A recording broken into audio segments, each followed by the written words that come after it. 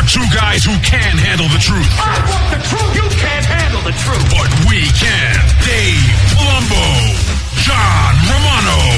RxMuscle.com presents Heavy Muscle Radio. Watch out! This hour of Heavy Muscle Radio is brought to you by ALR Industries. Visit ALRindustries.com. Welcome to another episode of Heavy Muscle Radio. My name is Dave Palumbo, and I'm joined by my co-host and compatriot in crime, John Romano. Yet another week has passed, John, and we are still alive. Yeah, Dave, we're alive, but I got to tell you, you're more alive than me, brother. You've done an amazing job above and beyond the Call of Duty, not only covering, 2 shows this week, but also compensating for the fact that I had to do all of the subsequent interviews on this episode from my cell phone in the car while I was driving to Orlando without being able to hear a single word any of our guests were saying. So I just want to preface this whole show by thanking you for filling in. Well, the intro is actually done Monday morning, so this is pretty time relevant, I guess you could say, and this part will sound pretty good. So yeah, this part will sound good, but all of you listening, from this moment on, all of the subsequent interviews from this moment on this episode, I was almost absent. Well, you were in a car with 2 crazy kids too, weren't you? They were behaving. I mean, they were really good, but I mean, I was on my cell phone. I couldn't hear a freaking thing. I mean, when who was our first guest? John Defendis? Yeah, well, this is a good show because everyone on the show is a little out of their mind anyway. So right. I don't think anyone's going to really notice that you were a little off the beaten path, so to speak. Well, I just wanted to give you props for filling in, because you really all week you went above and beyond the call. I mean, you were in Boston, you were everywhere. I don't even know where I am right now. Jeff, where are we? Hey, what's up, guys? I think hey, Jeff. I think it's Monday, but I'm really not sure, man. I just fell out of bed and I'm doing a fucking radio show. Jeff's been wearing like 25 hats this past weekend, so yeah, it's great. He was my next guy to give props. Is Jeff? Man, everybody on our team has been just really throwing down. And Jeff, you got those photos up. I mean, we've got all kinds of work done here. Anybody that didn't know us would think there's 30 guys working for us. Yeah, man, but it was, I had like a lot of help, with Sean there and everything, but those guys, I mean, in Boston, I love them. Well, we're going to get to Boston in a second. But I have to say that Jeff, pulled his weight this weekend, and him and my assistant there, Sean, are definitely MVPs of this weekend. Couldn't have done it without him. They really, really went above and beyond the Call of Duty. I mean, we covered that Pittsburgh show. We got that. We weren't even there. We got the pictures up from a photographer who sent it to us. We taped the radio shows. Then we went on Sunday all day. We were in Boston. We woke up at the crack of dawn, drove out there, covered the show for Jay Cutler and our good friends in Boston, and everything went well. It really did. I got to tell you, Jeff is like a mini celebrity, John. Whenever we go out or to these different shows around the nation, everyone comes up. They don't even come up to me anymore. They're like, "Aren't you Jeff the producer?" Do your Robbie Duran imitation. That's all. It's true. But when like you're surrounded by like Mr. G and the white Biggie Smalls, I have about two words edgewise, and then the next thing I know, they're having a conversation with these people and snapping photos while I'm in the back. So it's cool. Thank you, guys. Actually, I do have to thank the Smalley brothers because, we had a booth up there in Boston this past weekend, Species booth, because Jimmy Dakotas, who runs that show, always hooks me up with a booth, and he knows we come up and do good coverage up there. So I couldn't bring everyone up and the product. My car's not that big. And I didn't want to sit in the Species van because it's not very comfortable for, that kind of a drive. And what we did was, John, we it's 220 miles, but I figured, in my car, I can do it much quicker than in a van that only goes like, 70 miles an hour. So we got up there in about 3 hours and 45 minutes, which I think may be an all-time record. And that's with a stop at McDonald's to pee, so...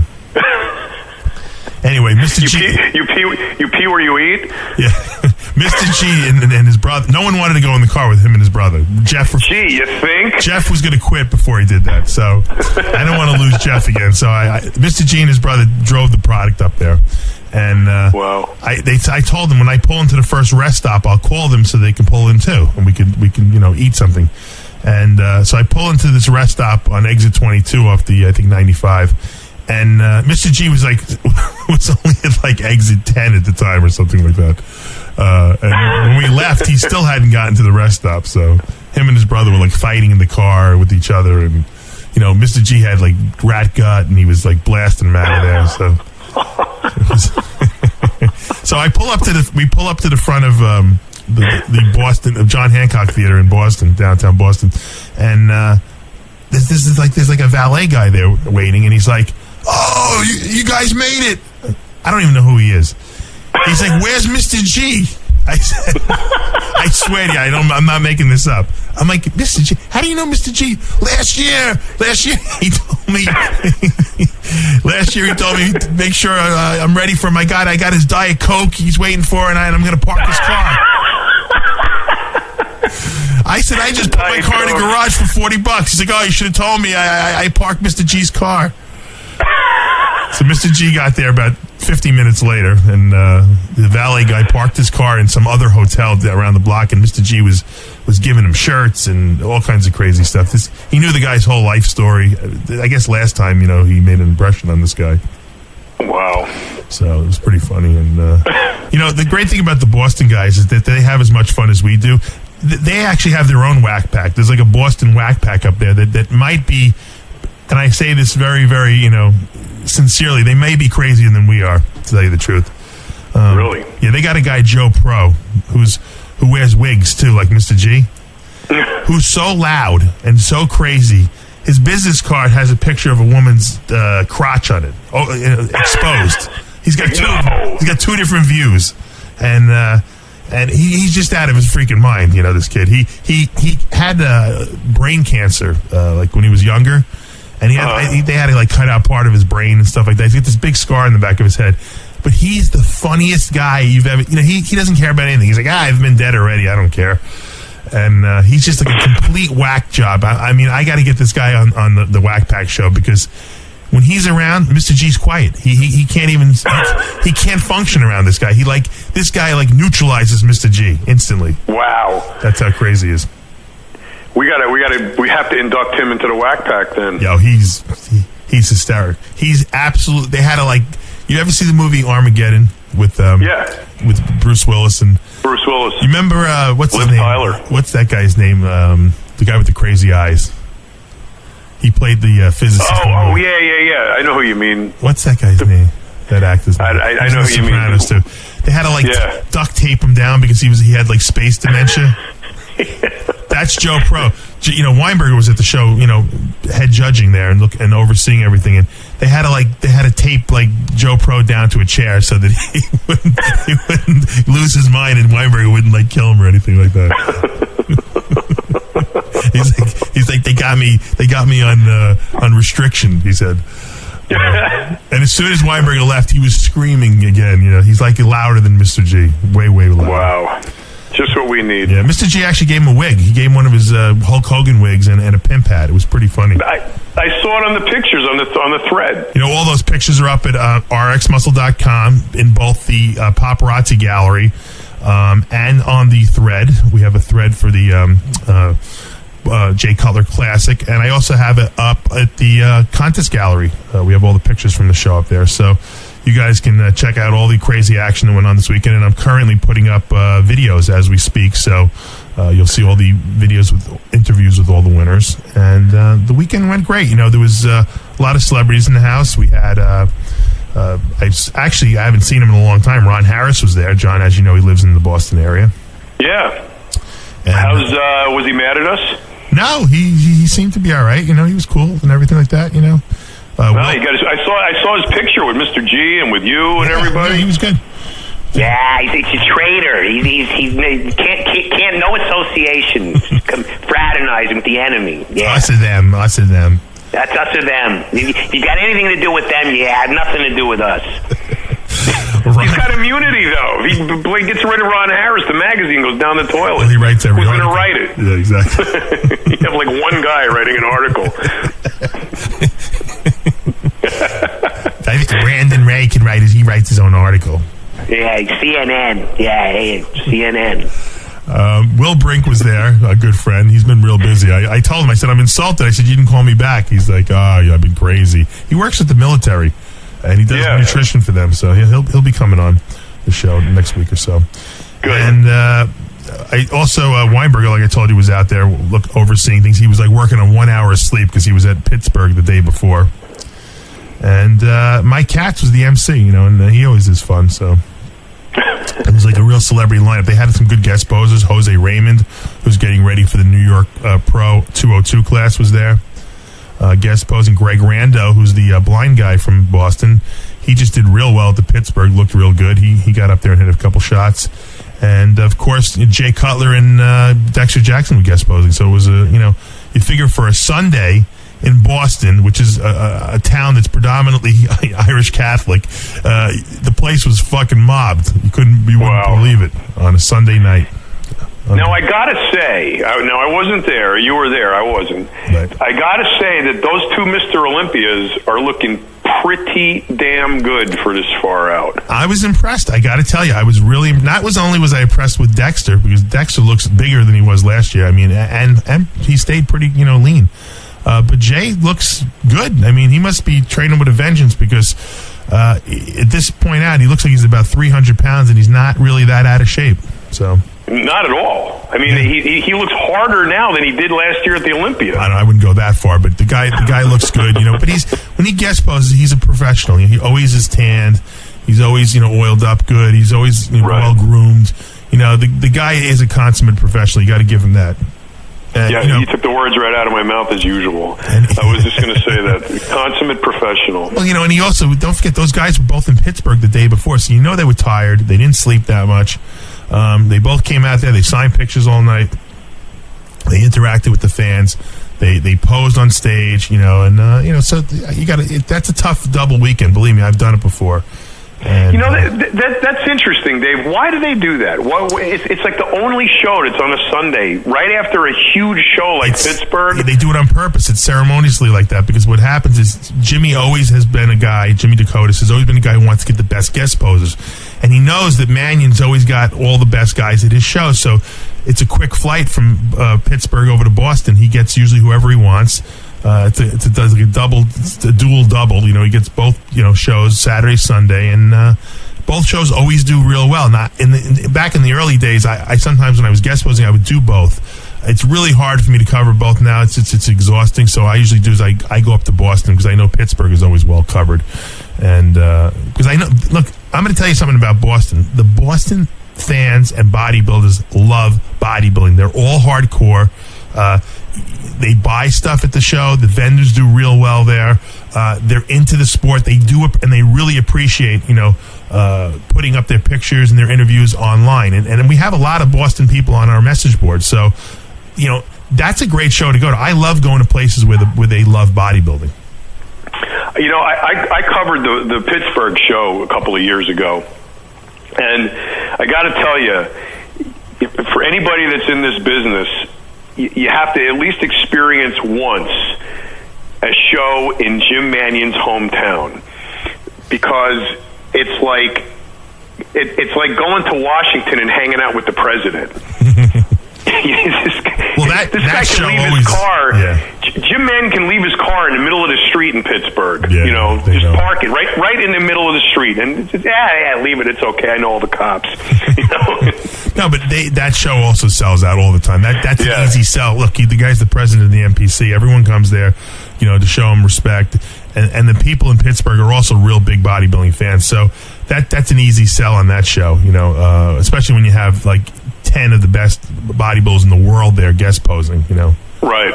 You have the whole Olympia lineup at Pittsburgh. Who they have? They had Dennis Wolf. They had Dexter Jackson, Branch Warren, Kai Green, Victor Martinez. I mean, really, you're right. It was the top 10 at the Olympia was there. Yeah, they had the exactly top 10 at the Olympia. Ronnie was incredible. There. Speaking of Branch Warren, holy crap! Did you see that guy? Yeah, he looks pretty big. He looks real big. It's like he looks like mounds of rock. It looks incredible. What do you think of Ronnie?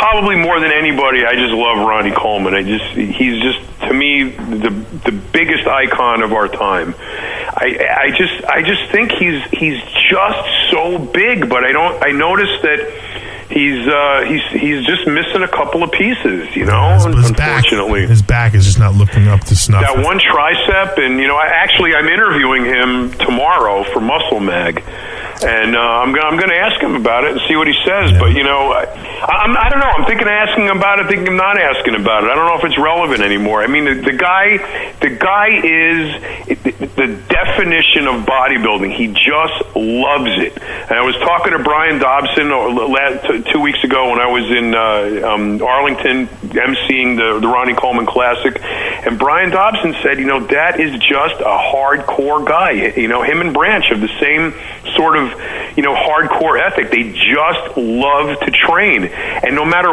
what is wrong with Ronnie, if there is anything wrong, whatever is wrong, it's not going to stop him. He just loves bodybuilding, right. And you have to give it up for a guy like that versus a guy like King Kamali who just is all talk. Ronnie Coleman doesn't say a word. He just loves to bodybuild, loves to train, and if he has a chance to compete, he's going to compete because he loves to do it. Right. And that's really why anybody should be in this sport. So as far as I'm concerned, he's just the top of the heap for me. Well, also in defense of him, it's if he did decide to do the Olympia or a post-Olympia show, which is what he was hinting at, he's got quite a bit of time right now. He may not be gearing up yet, to really. I know he had said he had taken some time off, and he was a little smaller than he normally was. So I with him, you never know. When he starts gearing up and real training hard, he could bring up a lot of those body parts. I don't think he'll ever be the same as he was, but he could be a lot better than he was today. And he used to get sloppy anyway in the off season. He always was sloppy looking. So I don't think this is a good indication of what we could expect to see if he got on the stage. But by the same token, I mean, some of these guys are just really, really, superior at this point. I mean, Kai Green looked ridiculous. Right. Dexter looked ridiculous. Jay looked phenomenal.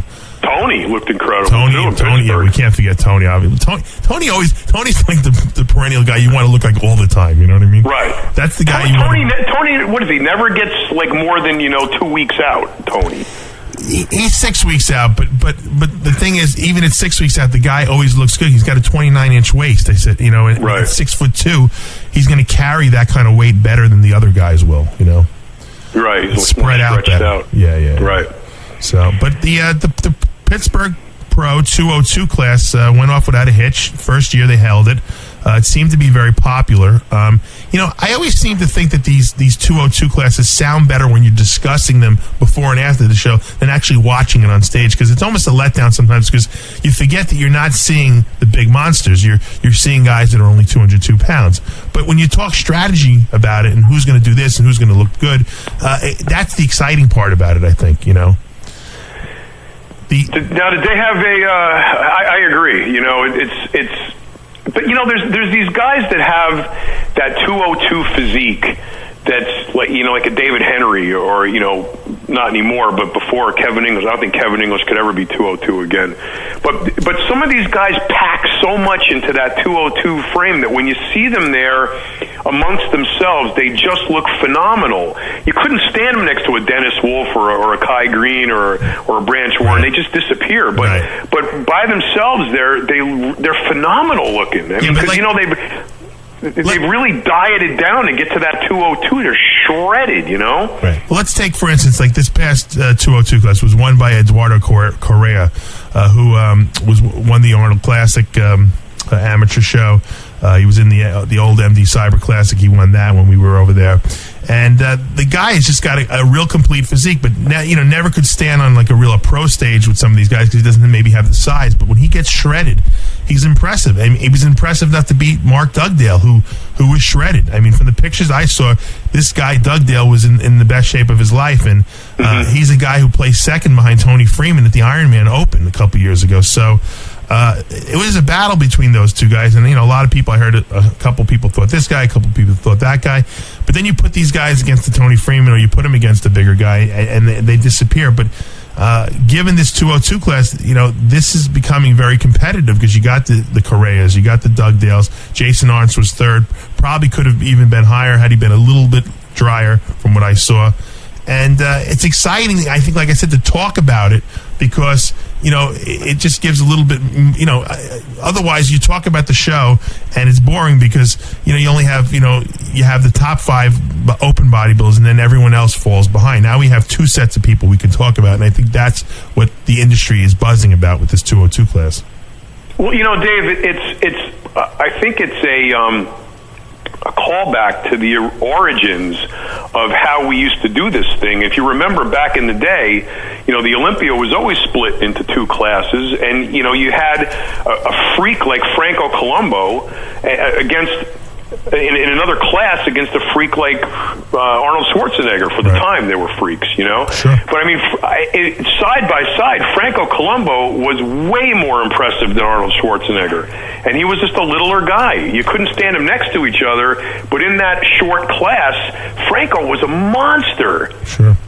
So, I mean, I think that's a great way to carry forward that if we get back to that idea, look, that there's 2 classes of bodybuilders. There's this compact size because these guys are just not that tall, and then there's the monster class over here. Right. One is not necessarily better than the other. They're just different because of the size differential. But I'm really glad that this 202 thing is coming around because otherwise you would have had these great bodybuilders like the Doug Dales and the Henrys and the Kevin Englishes, although he'll never be 202 again, like I keep saying. But anyway, they're guys that deserve the props. They deserve the exposure. They deserve the ability to compete in a class that's more fairly matched against each other without getting lost next to the Kai Greens and the Branch Warrens and the Tony Freemans.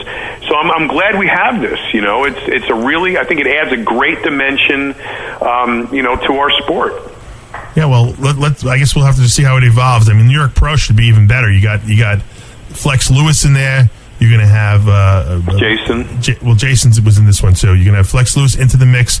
You're going to. Was David Henry going into that mix too? I think you got David Henry, and I think you're going to also have. And you're going to have what's his name, Jose Raymond, who looked real good this past week in Boston. So you're going to have a few more guys. I mean, and if you look at this lineup, I mean, it was pretty deep. I mean, George Farrer was in 5th. The guy Ahmed was finished in 4th, who looked real good too.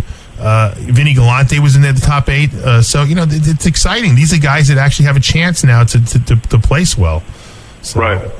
We'll have to see. I think the New York Pro is going to be a really, really competitive 202. And like you said, I would be shocked if Kevin English made it down to 202. The good thing that I do like is that they're not letting these guys cross over this year. You choose. Yes. You want to go in the 202 or you want to go in the open. You can't do both. I think that's a really good thing to do because it defines the parameters of the class and it keeps it together. And I'm glad they're doing that because there'd be guys all over the place otherwise. Yeah. All right. Well, go ahead. No, if we're done talking about bodybuilding for a second, I just wanted to make a comment about bikini.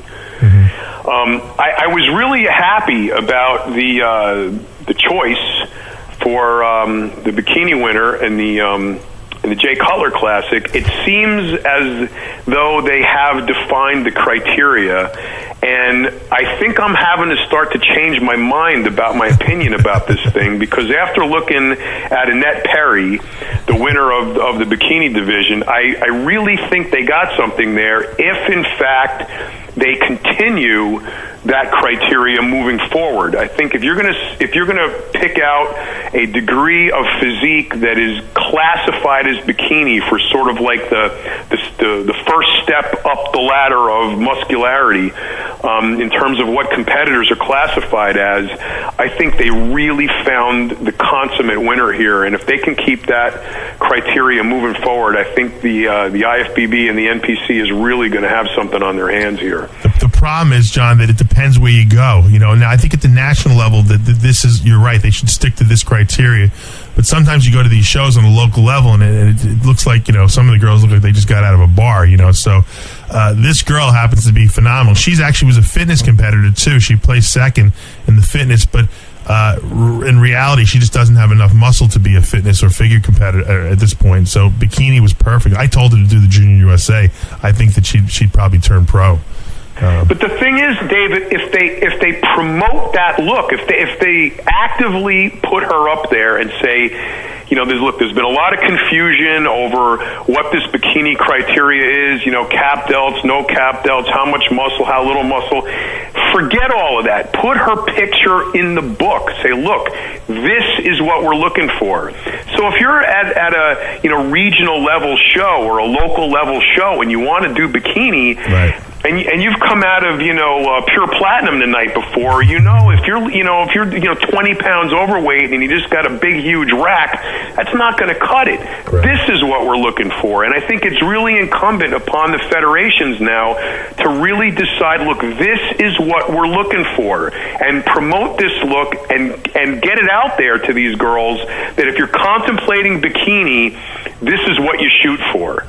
And if they have any sort of reasonable truth in their, assessment, or whoever's working with them, or what their mirror's telling them, right, that if they shoot for that look, I think that the NPC and the IFBB can really, really move this thing forward in a very positive direction, so that they're not having the beer tub girls up there. Right. No, I agree 100% with you. I thought I interviewed her, and you'll see she had a great walkout. This girl, it was almost like a routine.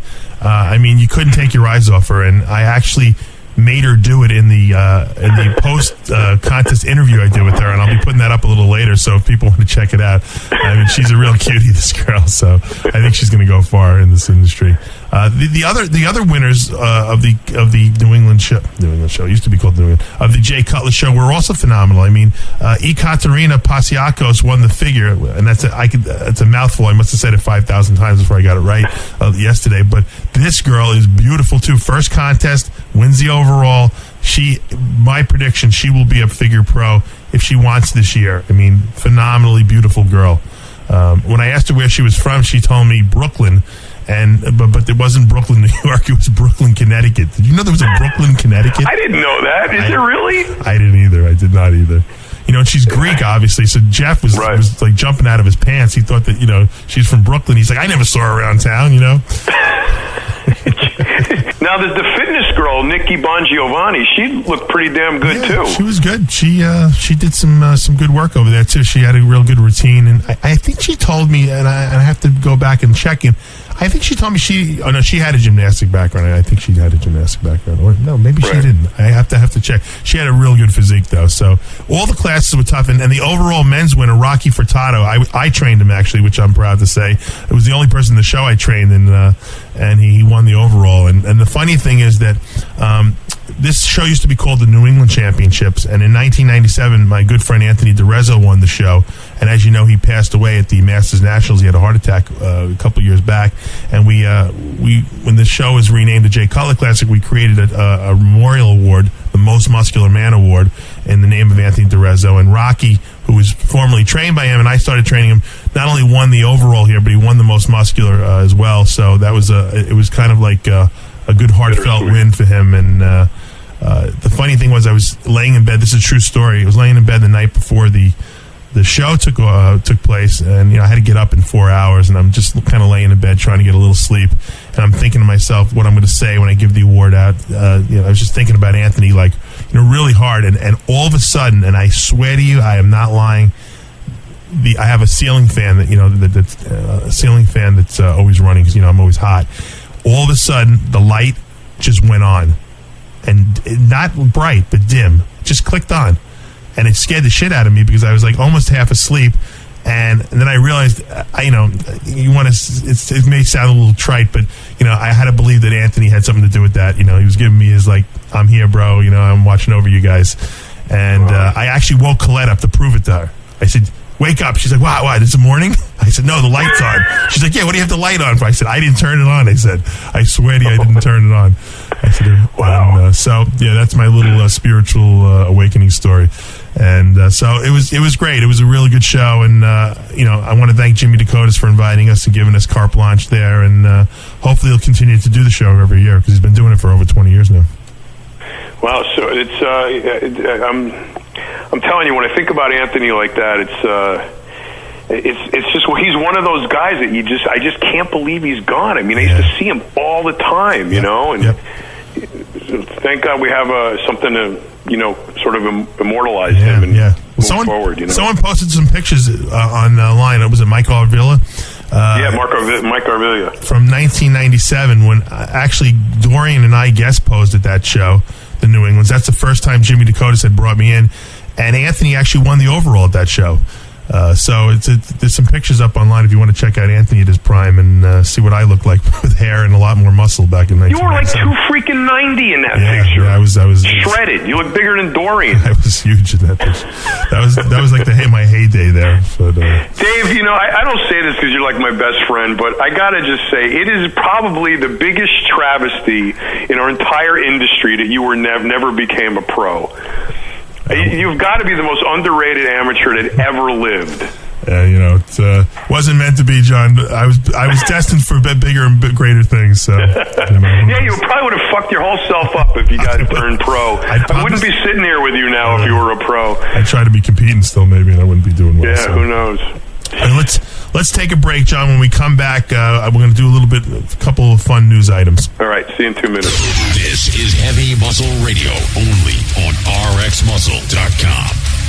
ALR Industries. ALR Industries products are backed by 3 decades of experience in the science and lifelong dedication to bodybuilding from its founder, author L. Ray. In 2001, ALR Industries was created to give the hardcore bodybuilder the edge you need to build the perfect beast. Hyperdrive 3.0 is a synergistic blend of fat-burning herbs which yields the most potent legally available formula on the market today. Hyperdrive 3.0 will burn fat, control your appetite, improve your mood and focus, and give you an energy boost you've never experienced. Restore blocks estrogen, enhances libido, and optimizes free testosterone. You'll be stronger, recover faster, and build muscle like never before. Then fuel your workouts with the great tasting and energy enhancing Hyper Shot. Hyper Shot will boost your athletic performance to new levels, allowing you to train harder, improve your endurance, and get the most out of your time in the gym. Whining is not an option for those who refuse to accept mediocrity. Visit ALRindustries.com today. When you hit the gym, you set in motion a fundamental set of molecular activation signals and cellular growth mechanisms that deliver your desired gains in mass and strength. The magnitude of those processes, as well as how efficiently your muscles recover force production, can dramatically affect your net progress in a training cycle. Progenics protein supplements interact precisely and powerfully to amplify these pathways to produce enhanced growth responses of 100% or more compared to conventional whey protein sources. And they facilitate full recovery of force production in just 6 hours following the most grueling workout, allowing you to train harder, more frequently, for more dramatic gains. Experience the exclusive metabolic advantage available from Nature's Toolbox and Dr. Scott Connolly, renowned pioneer in applied dairy science and inventor of the original Metrex product. Go to ProgenicsSRG.com and use the code NBR801 to get 10% off the purchase of any single Progenics product. Need t-shirts, hats, promotional items? Then you need to call Rob at MuscleFit, 516-965-4668. MuscleFit by Sports Depot is the exclusive apparel supplier for RxMuscle.com and Species Nutrition. Call Rob at MuscleFit now at 516-965-4668 or send them an email, sportsdepot@optonline.net. MuscleFit by Sports Depot. Call today, 516-965-4668. RxMuscle.com. Now you have a place to turn when you want the truth on bodybuilding, diet, and exercise, up-to-the-minute news, and more. Visit the RxMuscle.com forums featuring celebrity Q&As with IFBB professional athletes, top amateurs, and the brightest minds in the industry. Listen to our weekly radio shows, including Heavy Muscle Radio, Muscle Girls Inc., After Hours, and more. Contest coverage, videos, even our own social networking site, RX Muscle Place. Visit RxMuscle.com. Heavy Muscle Radio. Hi, this is Lou Ferrigno, the Incredible Hulk. You are listening to Heavy Muscle Radio with John Romano and Dave Palumbo. And keep listening, the best show on the air. This hour of Heavy Muscle Radio is brought to you by ALR Industries. Visit ALRindustries.com. Welcome back to Heavy Muscle Radio. I'm John Romano, sitting here with my partner in crime, Dave Palumbo.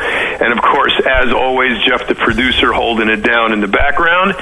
And before we get into the news, Dave, I just want to make sure that we extend a heartfelt thanks to our great sponsors. First, Arthur L. Ray of ALR Industries. I'm sitting here drinking my Chained Out as always, and feeling like I'm getting my muscles pumped up with all kinds of branched chain amino acids and making me feel good. Had a great workout this morning with the great stack that I use of WTF, Engorge, Primed Ultra, Hypershot, Hyperdrive 3.0. I'm in the gym training like an animal on that stuff. You take all of that stuff before you go to the gym? I got a master mix. It's the greatest thing. I take a half a glass. I keep the jug of Chained Out in the refrigerator. I take half a glass, half an 8-ounce glass of Chained Out, and I put a scoop of WTF in there, half a bottle of a Hypershot. Stir it all up, and then two primed and two Hyperdrive 3.0s, and I swallow them and drink it down with the drink. And the Engorge, too. 4 Engorge, 2 primed, and 2 Hyperdrive 3.0s, and swallow it with that drink. Man, I'm telling you, my skin is ready to bust. Oh, and of course, I chase that a half an hour before with a Species Isolyze with a scoop of Carbolize in it. But with all of that together, my skin practically breaks when I'm training. No wonder why you can train so early in the morning. You're like juiced out of your mind, you know. Oh, dude. You wouldn't say that at 3 o'clock in the afternoon when I need toothpicks to keep my eyelids open. Well, before we did the show here, I woke up because we were out so late at the Boston show that I just drank, actually I drank a little Connolly's. I put 1 scoop of Progenics. I did 1 scoop of my Isolyze with 1 scoop of Carbolize, Fiberlize, and a tablespoon of Mac oil. Mixed it in, and I drank it down. And I threw a scoop of Chained Out in there, and that's what I'm operating on right now. But the funny thing is that I don't think, John, you should pre-mix the Chained Out and leave it in the refrigerator like that. I think it'll break down. I would mix it fresh. Yeah, but I drink it all within the course of 8 hours. Oh, all right. Well, you said you just had it in the refrigerator. I thought maybe you had it from the. No, I do. And the first thing in the morning, I put it. What I do is I put a gallon of water in the refrigerator the night before, so it's cold first thing in the morning, and I put the 8 scoops of Chained Out in there, and by 4 or 5 o'clock in the afternoon, it's gone. All right. Well, that's not so bad. Yeah, you don't want to keep that stuff laying around like that. It goes bad. No, it'll precipitate out. It'll break down. Oh. But I got you just mentioned something with your master mix there. I forgot to tell you. What? You take this is probably the best thing you will ever eat after you train, and not only the best tasting but the best for you. You take a scoop of Isolyze, a scoop of Progenics, a scoop of Fiberlize, and Carbolize. You mix it all up and you freeze it, and you just scrape it with the spoon, Oh man, I'm telling you, I don't know why that works, but it is awesome. I think that Kat Ramirez is the one who actually invented that, but she doesn't use the Carbolize. She uses, I think, Isolyze and Fiberlize, and she freezes it like a little ice cream type of ices type of situation. She did. I stole the idea from her. Oh, you stole it from her. You stole it from her. That's what I thought. Actually, I got a call from the King the other day. He's actually coming to New York, so we're going to have him in the studio Friday. Friday. Yeah, Friday. He called me last night too. So I think I can only imagine interacting with him, on a one-on-one basis, actually in the studio. I think he'll even be crazier than he normally is. So. I think to just add a little more spice to the whole event, we ought to have at least either Mr. G or Jimmy the Bull in the studio with Arthur at the same time. I think Jimmy the Bull. I think Jimmy the Bull more than Mr. G because strength-wise, bodybuilding-wise, right. I think Jimmy's got a little more creed than Mr. G. Not for nothing. Not taking anything away from Mr. G, but I think Jimmy the Bull and Arthur L. Ray in the studio at the same time would be pretty much a lot of fun. Maybe we should bring some strippers into the studio with Arthur L. Ray. It's your house, your fiance, your 2 dogs. I got nothing to do with it. Oh my God! Well, Scott Kiley called me the other day too, and he's going crazy with this cereal thing. He's got this high protein, whey protein cereal It's got like virtually no sugar in it, no refined sugar in it. And Right. I'm trying to convince him to put the thing out already. I'm like, let's stop talking about it. Let's put it out already. People are dying for this stuff. I personally want the pizza. I loved his old Metrix pizza. Yeah. And he's, I'm working on him. Progenics is really, taking a lot of his time, but I'm trying to get him to put these food items out because I think these will be even more popular.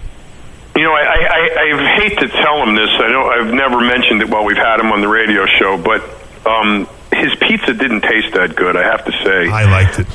It wasn't bad. It wasn't bad, but I perfected it. I have a much better pizza recipe. Well, he says he has a new one. He said this is 1,000 times better than the other one. He told me. Really? Well, what's your recipe anyway? I can't explain the whole recipe now, but if you have one of my pizzas, right? I have an extremely low carb crust because I use fiber in it. I have with a lot of protein.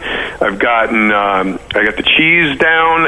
It's really, really good, and it's low calorie, super high protein, low carb, low fat. Well, you know what? When you're out here, maybe we'll do a little cooking segment with you, and you could show us how to make it. Yeah, I think that'd be a good idea. That'd be great. We could do it at Carlo's restaurant. Yeah, we could do it in my house even. That'd be better.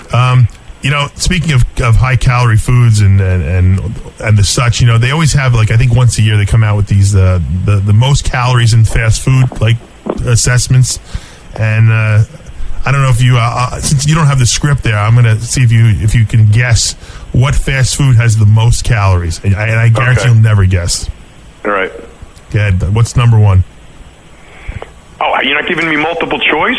No. If I give you a guess, because I already set it up like that. So are we talking like McDonald's, Burger King, Wendy's, or are we talking hamburgers, I'll give you pizza, 4 hot choices. dogs? McDonald's, Okay. Burger King, Subway, Quiznos.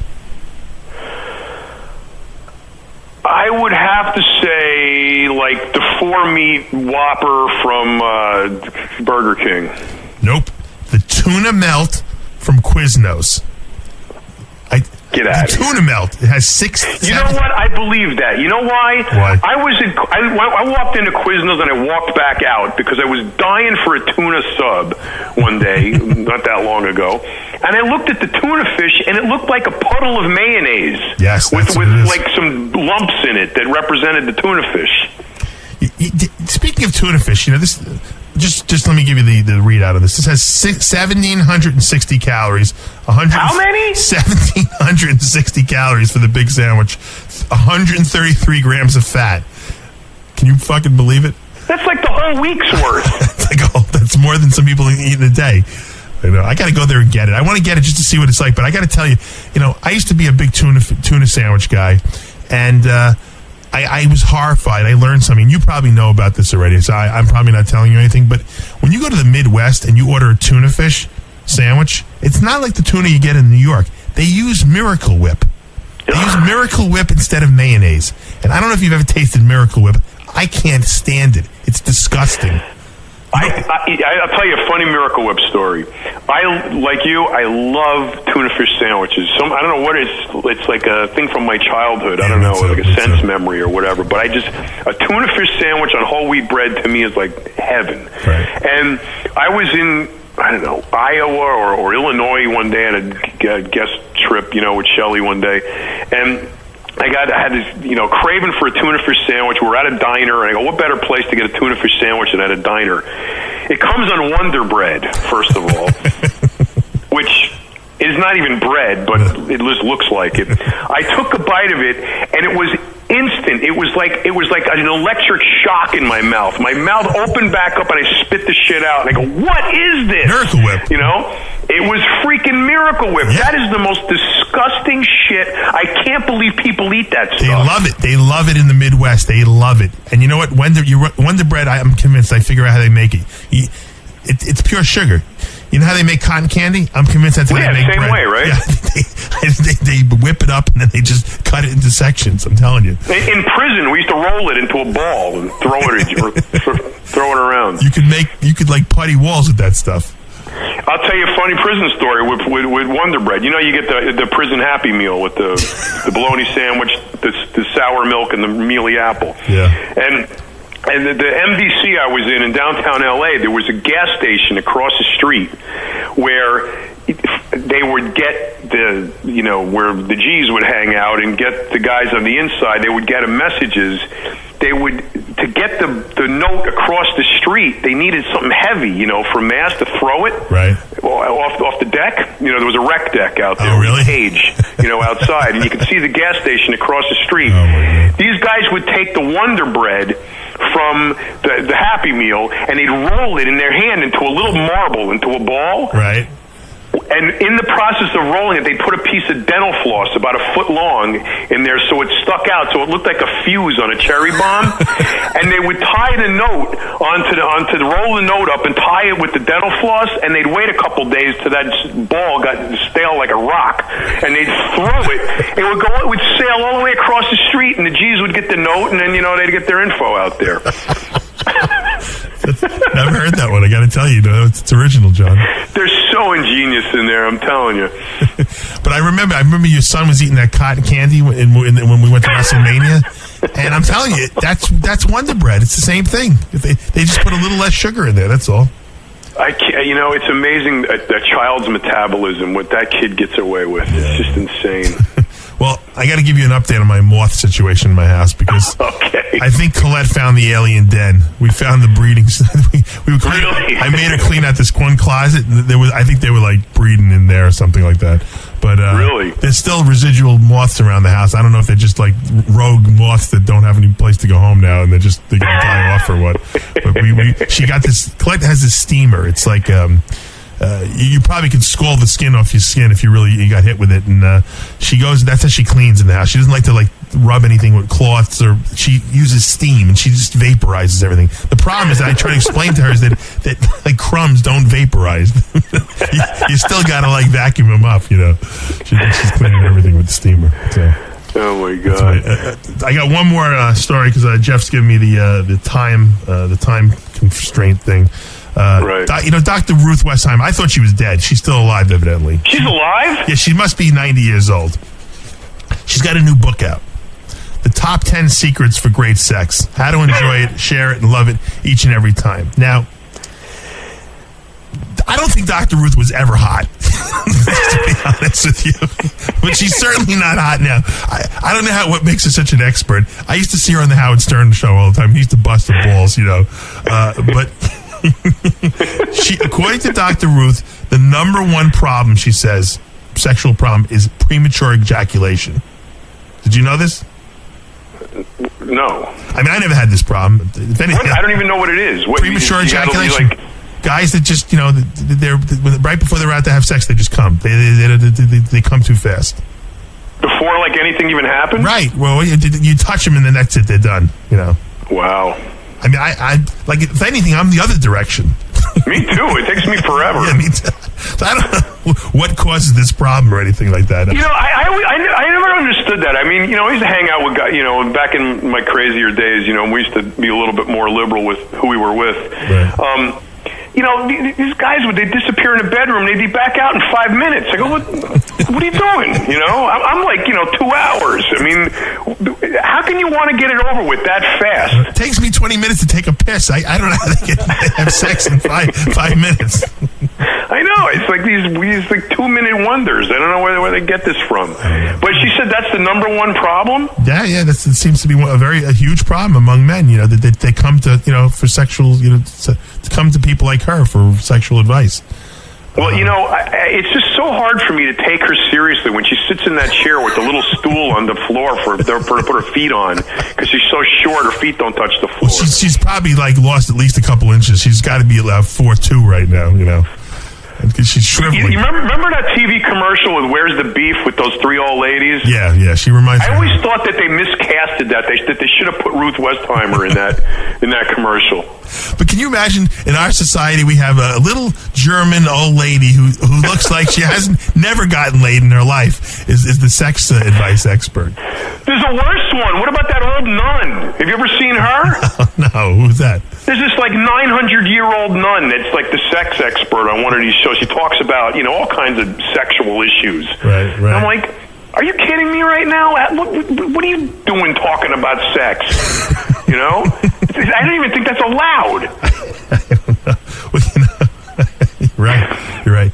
I have to ask you a question because maybe you're a little more up on some of the stuff than I am, but Time Magazine did the most influential person of the year award, and everyone thought Barack Obama was going to win, and he didn't. Right. And the most influential person of the year, according to Time Magazine, is some guy named Moot. I guess it's his nickname. His real name is Christopher Poole, and he's the founder of 4chan.org. That's 4chan.org. It's an image-based bulletin board, okay, where people can put up pictures and share pictures with each other. They get like 1,300 page views a day. A day. That's it averages out to about 5.6 million visitors a month. Now, have you ever heard of this thing? What's it for? I don't know. It's sharing pictures with people. I guess like YouTube would be, but I guess he gets so much traffic that the advertising in there is so astronomical. This guy is considered the most influential person of the year. What's the URL again? It's 4chan.org. Number 4 or the number F-O-R? 4? The number 4. 4CHIN? CHAN. .org. I gotta see what. I looked it up. It doesn't. To me, it was boring. I clicked off it in 3 seconds. Really? Yeah. But there's so many of these social networks that you don't even understand anymore. Not even a Just social like Plaxo. network. Yeah. Are you on Plaxo, Pulse? No. I refuse. I never to heard of this before. All of a sudden, I'm getting like 900 invitations to join, Plaxo. It's like, what, I need Facebook, MySpace, and now Plaxo. What about Twitter? Now 4chan. What about Twitter? Do you know what Twitter is? I've heard of Twitter too, but that's Twitter more is news oriented. Twitter is one of these things that you join and you constantly update it as to what you're doing. I'm going to the bathroom. I'm taking a shit. I'm wiping my ass. I'm going to the supermarket. I'm buying tomatoes. I'm going to the gym. This way, anyone following you on Twitter knows exactly where you are at any time during the day. Like I have Why the time would you to want update. that? I don't know. Like you have the time to update Twitter as to what you're doing, or like why would you even want to update them? I don't know. I don't get it. I don't get half of this stuff. It could be great though for you guys that don't trust their girlfriends. Like they make you better Twitter. I'm checking you on Twitter. You better be where you say you are. That kind of thing. It's some people. I think what happens is that we have all this technology. And people just have so much time on their hands. You got to think back to when we were like my kids' age. When I was my son's age, we had one telephone in the house. It was in the kitchen. We had one black and white TV in the family room with 7 channels, and that was it. Now, the phone rang 3 times a day, maybe, if we were lucky. Sometimes not at all. Today, you got people that can't put the freaking phone down. They're walking and driving and shopping, and they get the phone up to their ear the whole time. Who the hell are they talking to? I'm guilty of that myself. People just, I can't get people off the phone. I can't get. Yeah, but we're doing business. Right. These people are just yakking. Oh, you know what I mean? Yeah, no one wants to be alone with themselves anymore. Everyone has to constantly have excessive stimulation. I strive to be alone, and I can't do it. I'm always saying that too. I want to just throw a thank you out there, John, to Jan Kadan, who's from Sweden originally, living in the United States. He's a very big RX Muscle contributor, fan. I don't know if you've seen the new Iron Asylum intros. This guy, it looks like the people are in an insane asylum. Did you see it? Yeah, they're incredible. All of our video intros, they're quick, but boy, they're powerful, man. Yeah, this guy is really good. And he hates MD, so that's always a plus to working with us. Boy, there seems to be no shortage of people that hate MD that I run into. It's like we have the most incredible base of resources now, made up entirely of people that hate MD. And you know what? I'm anti-hate. I'm not against. I'm for peace. I'm not against people. But I just throw it out there because it's funny. But right. I don't. We're not promoting a hate agenda, although Bleckman did send out a letter to every promoter in the United States saying that we should not be let into any shows, or that if we're trying to impersonate MD people, he's alerting them. And the funny? The reason I know this is because John Palix forwarded me the email back and was kind of laughing about it and said, if you need any help, let me know. And you know what Dexter told me, because Dexter's the promoter of the Dexter Jackson Classic, so he obviously got notification too. So I just find it funny that he can't just let it be already at this point. You know what's so funny is we're impersonating MD. We're wearing RX Muscle shirts, Species hats. We got zero to do with this. What does he think? Nobody knows us? I mean, it's more like the other way around. Like, who the hell is he? Right. You know? I mean, it would be easier. We would get more action if you and I put a letter out there and said, "Hey, don't let Bleckman into any of the shows." Anyway, so I just thought that was funny. That's hysterical. He's sent out a letter to all the promoters to tell them not to let us into shows. Basically, he thinks we're getting press passes because of muscular development, like we're using the MD name to get people to give us press passes, as if for the past 3 years I haven't established any relationships with people and promoters, right? That I can't just call them myself and say, "Hey, I'm covering the show for RX Muscle. Can I get a press pass?" I mean, it's ridiculous. What a small, teeny, tiny mind. Jeez, because to go along with the rest of them. Well, he called Palecci. Well, he didn't call Palecci. He had Valentino call Palecci and try to invite him to the MD party at Strong and Shapely Gym, the one that we're not invited to. Palecci's like, why didn't he call him? Why didn't he call me himself? I guess they're just mad that he's working with us. But I had a great conversation with Valentino the other day, and he's cool with us. I think he was a little upset with the whole silicone in the arms thing, but I think he's gotten over it.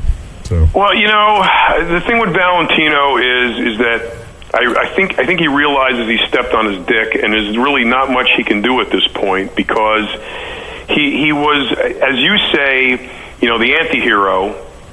I don't think he fills that role as good as he fills the villain role. Right. And as he plays the villain role, he plays it convincingly and makes a good argument for the hypocrisy that surrounds this whole steroid thing. For him to make an about face is just the most preposterous thing he could ever imagine doing. Yeah. So, to sort of put the emphasis off onto the silicone in his arms is absolutely ridiculous. It doesn't matter what's in his arms. Mm-hmm. It matters what comes out of his mouth. Mm-hmm. And if he can straighten that out, I think he'd resurrect himself. I don't know if there's any hope for it. I believe that he did the special and said the stuff he did on the special more so to have some closure to the whole thing, and to try to. I don't think he was very happy with the way the special came out, from what he told me at least. I think once again they kind of twisted it the way they wanted it to, but I think that he was trying to show remorse, and that's where that came out. I really don't think he's going to stop talking about steroids. I just don't see it happening, and I think that and I do believe him. I got to tell you, he swears to me that he didn't have any silicone in his arms. He's willing to be tested. I believe him. I actually believe him. We know it's scar tissue in there, but I believe him that there's no silicone in there. So I want to put that on the record. Well, then you know what? I believe him too, but it doesn't matter. What I think the big issue here is if you look at the chronology of the events that transpired, you saw that ESPN spent a lot of time with him, and there was a gap in the time between the first part of that show and the part where he denounces steroids and the whole thing and starts his boohoo scene on TV. And it was a month later. And I just can't help but have this thought in my head that, he told Bleckman about, ESPN, and they're doing this whole thing. And, he was coerced basically into reeling himself in, because I think, MD is trying to toe a line that's a little bit the other way. They got all of these anti-drug guys now. Yeah. And Valentino is a wild card. He's a loose cannon out there, and I think they want to reel him in a little bit. Right. So you got and proof of, I think, bolstering that point is you got Lee Priest even saying the same thing now. Right. Well, you know what? The coming months will tell what's going on, and we'll see what happens. But for now, I think, John, we're running out of time here. Jeff's giving me the kibosh signal that we got to get to our first interview. So let's go to commercial break. When we come back, we'll have our first guest. All right. See you then. This is Heavy Muscle Radio, only on RxMuscle.com. ALR Industries. ALR Industries products are backed by 3 decades of experience in the science and lifelong dedication to bodybuilding from its founder, author L. Ray. In 2001, ALR Industries was created to give the hardcore bodybuilder the edge you need to build the perfect beast. Hyperdrive 3.0 is a synergistic blend of fat-burning herbs which yields the most potent legally available formula on the market today. Hyperdrive 3.0 will burn fat, control your appetite, improve your mood and focus, and give you an energy boost you've never experienced. Restore blocks estrogen, enhances libido, and optimizes free testosterone. You'll be stronger, recover faster, and build muscle like never before. Then fuel your workouts with the great tasting and energy enhancing Hypershot. Hypershot will boost your athletic performance to new levels, allowing you to train harder, improve your endurance, and get the most out of your time in the gym. Whining is not an option for those who refuse to accept mediocrity. Visit ALRindustries.com today. When you hit the gym, you set in motion a fundamental set of molecular activation signals and cellular growth mechanisms that deliver your desired gains in mass and strength. The magnitude of those processes, as well as how efficiently your muscles recover force production, can dramatically affect your net progress in a training cycle. Progenics protein supplements interact precisely and powerfully to amplify these pathways to produce enhanced growth responses of 100% or more compared to conventional whey protein sources. And they facilitate full recovery of force production in just 6 hours following the most grueling workout, allowing you to train harder, more frequently, for more dramatic gains. Experience the exclusive metabolic advantage available from Nature's Toolbox and Dr. Scott Connolly, renowned pioneer in applied dairy science and inventor of the original Metrex product. Go to progenixsrg.com and use the code NBR801 to get 10% off the purchase of any single Progenix product. Need t-shirts, hats, promotional items? Then you need to call Rob at MuscleFit, 516-965-4668. MuscleFit by Sports Depot is the exclusive apparel supplier for RxMuscle.com and Species Nutrition. Call Rob at MuscleFit now at 516-965-4668 or send them an email, sportsdepot@optonline.net. MuscleFit by Sports Depot. Call today, 516-965-4668. RxMuscle.com. Now you have a place to turn when you want the truth on bodybuilding, diet and exercise, up-to-the-minute news and more. Visit the RxMuscle.com forums featuring celebrity Q&As with IFBB professional athletes, top amateurs, and the brightest minds in the industry. Listen to our weekly radio shows including Heavy Muscle Radio, Muscle Girls Inc., After Hours, and more. Contest coverage, videos, even our own social networking site, RX Muscle Place. Visit RxMuscle.com. Heavy Muscle Radio. Hey, this is the Game Triple H from the WWE. You're listening to Heavy Muscle Radio with John Romano and Dave Palumbo. This hour of Heavy Muscle Radio is brought to you by Progenics. Visit ProgenixSRG.com. I'd like to welcome back our next guest, the 1987 USA Champion and IFBB Pro Bad Boy, the man they called Mighty Mike Quinn. Hey, Dave. Hey, John. What's happening? What's up, Mike? Hey, Mike. Well, what's going on? I heard that after my last interview, I obviously pissed off a lot of people, and, I don't know why. Actually, you didn't. I think people really received it well. I think people wanted more of you, and I had trouble tracking you down. Right now I'm dealing with a major lawsuit. That's why my autobiography hasn't been released yet. I need disc replacements in my spine. And I remember, did I tell you guys about the accident in Wade Runner? No, I don't think you told us about that. All right. My last relationship, my girlfriend had a 7-year-old brat for a son. I went to Bravo Motorsports to bring back his four-wheeler to be fixed. And the little brat went running over to a two-seater, 10-foot-long Yamaha that weighed 800 pounds that was up on a stand. So at the corner of my eye, I can see him going to get on it. I could see him get on it, wanting to get on it. So I ran over. With my left hand, I blocked him, pushed him back, and my thighs just grazed the top of the Wave Runner, and it just fell off. Oh, my God. It fell on you? It fell off the stand. Right. And I caught it in air, falling. I caught it with my right hand. With my left hand, I pushed him back. Immediately tore my spinatus and infinatus on my shoulder. I dropped it to my thigh with my right elbow on my thigh. Fractured my hip, drove it 5 centimeters down. Fractured that whole sagittal joint, and also destroyed 4 of my vertebrae. When I let it to the ground, I had to hold it while the front of it fell to the floor, because the floor was painted concrete. Right. And it would have picked up momentum and crushed and killed him probably, or he'd be in a wheelchair. So I've been dealing with that. It's a $5.5 million lawsuit, so I'm kind of waiting. My attorneys don't want me to do anything because of the autobiography is lost wages. Right. And as you can tell right now, you guys, I got to wind down because, I'm bipolar. I don't take medication no more. I don't deal with anything for manic depression, so I'm just kind of trying to exercise and diet to deal with my mental illness. But I'm still, I'm doing all right. I'm doing the best I can do. Well, when did this accident happen, Mike?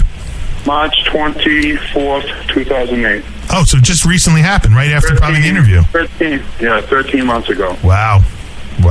Yeah, so that has definitely put everything on a hold.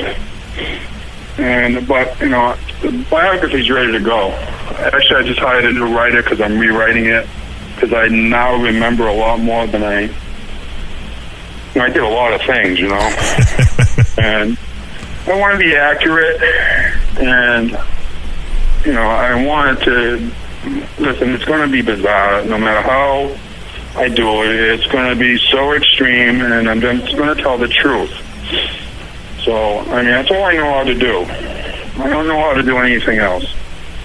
You asked me a question today, you asked me a year from now, I'm going to give you the same answer. So, a lot of people don't like me for that, but you know what? That's okay. I don't mind that.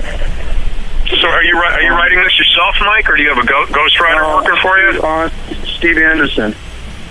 Steve Anderson wrote a couple autobiographies for wrestlers, He does the WWE wrestler guys, right? Yeah. I just got in contact with him about 4 months ago, and all I need to do is finish 2007 on. I got releases of some covers, obviously, from only the people that like me, Iron Man, Muscle Mag, and even Muscular Development released some covers to let me publish it in the middle of the book. I'll have probably 12 covers. You'll probably get sued by Per Bernal. Who's that? They already released. Actually, they want to be in it. And except for Flex and Muscle and Fitness, these other magazines want to be there. Right. Because I give them publicity. And I'm sorry, every time I've ever been on a cover of a magazine, I'm a seller. I've never ever failed one cover to make a magazine money. So I've always been. How many covers were you on, Mike? I've been on over 100. Wow. Don't forget, when there's a cover of me on Muscle and Fitness, every other country that is a subsidiary of Muscle and Fitness, they all take a different photo from that photo session. Right. So if I did one cover of Muscle and Fitness, I was on 8 other different covers from 8 other, different countries with 8 of the different pictures. So I only have about 50 of my covers. Mm-hmm. I don't have all of them. So is this guy who's doing your autobiography, does he feel that this is going to be like a bestseller? Obviously, he feels like it's a bestseller enough that he's only taken $10,000 down. He wants a 5% royalty. He chose that over being being paid straight out.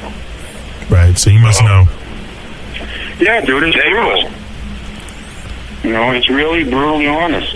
Now, is it a negative book towards bodybuilding, or is it just like a crazy life accounting of you? It's what I tell the truth about everything. What drugs, how they affected me. They made me more bipolar than I was. Like bioidentical drugs just made me nuts, and that's testosterone. Anabolics worked fine with me, but.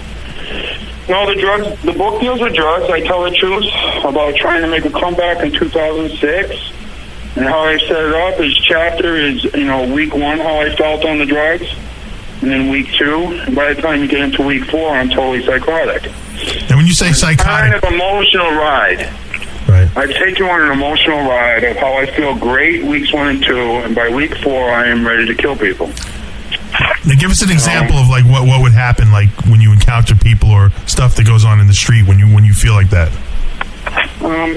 Unfortunately, when they made me like the all-time bad boy or boyfriend, whatever that means, Right. That made me a gunslinger. So every asshole who was a tough guy, and I don't pretend to be a tough guy, never have. But you know what? Probably should say this. Maybe I never told anybody this, and I'm putting it in my autobiography. I was molested when I was a kid. I never talked about it. Not that I'm going to go into detail, but I was molested for a few years. So that really affected me. It made me very violent when I got older. I built armor to protect myself. It was, I've had major tragedies in my life, so, I relate to a lot to Mickey Rourke. He talks about being a lunatic for years and how he probably went to therapy and came to grips with shit that was bothering him, Right. But, I know something, I can go out, and if there's one person in that place who's an asshole, he will find me. And it's always been that way. If you have a reputation for being anything, that people want to push that button to see if you're real. Well, people would do that with me all the time.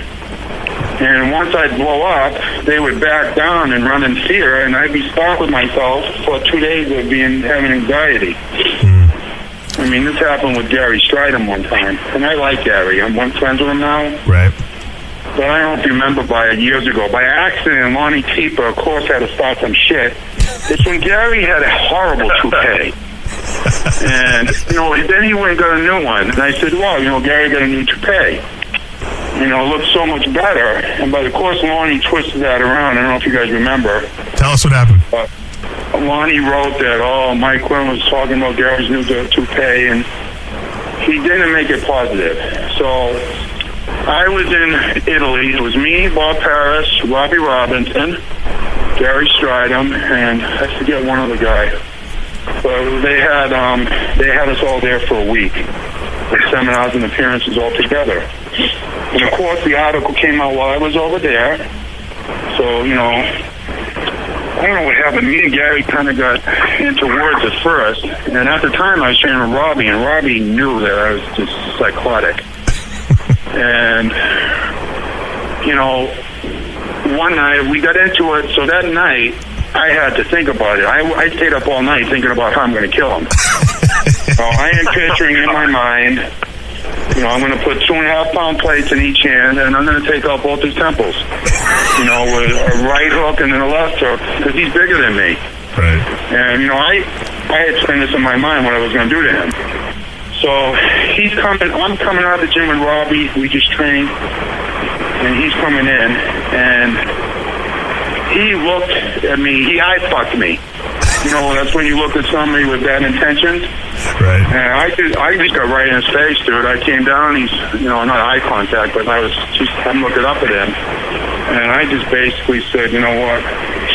Let's get it on. I will fucking kill you. Use my language, but that's what I said. And listen, me and Gary are friends now. Gary was new to bodybuilding, and he probably got offended by that, but that was Lonnie's fault.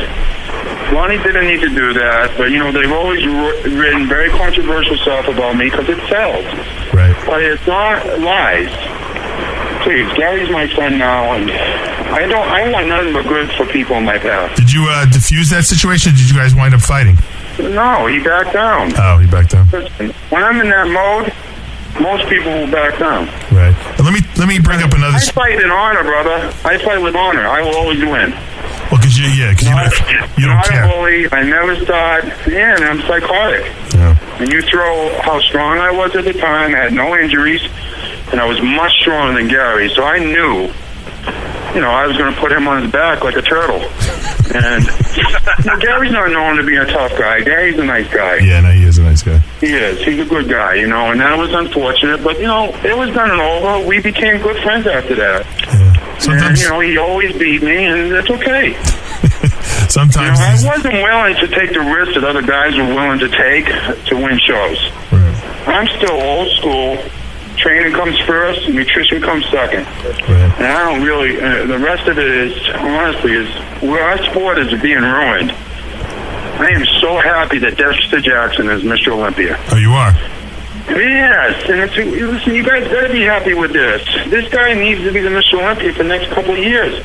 Listen, people can look at Dexter and go, wow, you know, I could probably look like that if I work hard. Right. This is what to do with business, okay? This is why sales has gone down. This is why, along with our economy, but this is why bodybuilding has died. Okay, we go to these shows and see guys at 5'10", 300 pounds ripped. I can't even, I'm a pro bodybuilder, and I cannot relate to that. Don't you think that's what people want to see, Mike? Don't you think they want to see freaky guys? No, not no more.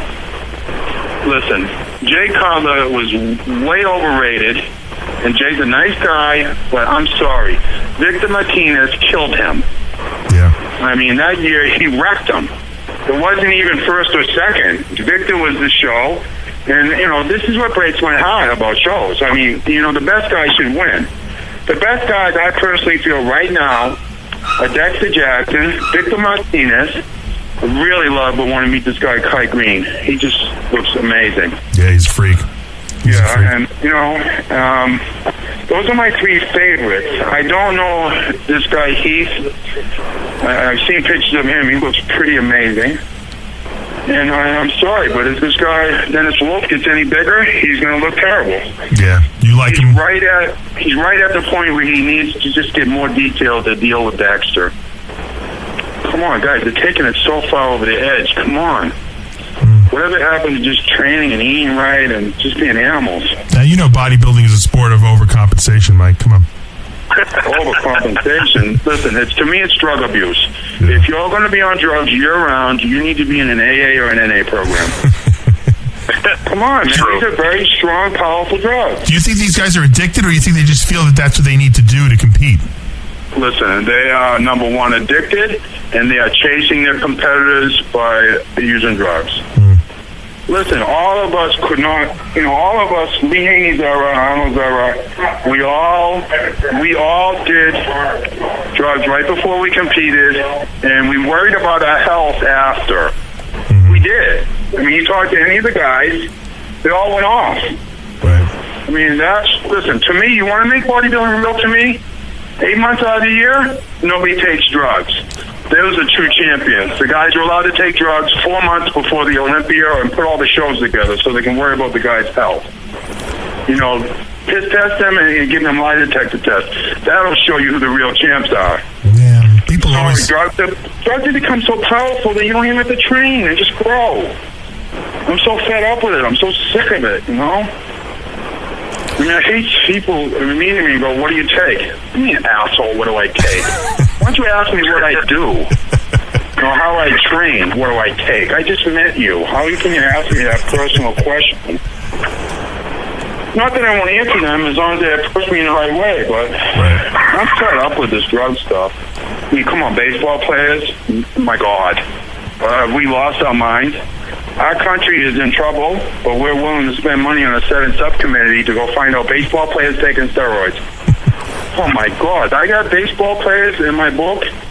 There's 10th on my list of people that, professional athletes that take, you know, bioidentical drugs or anabolics.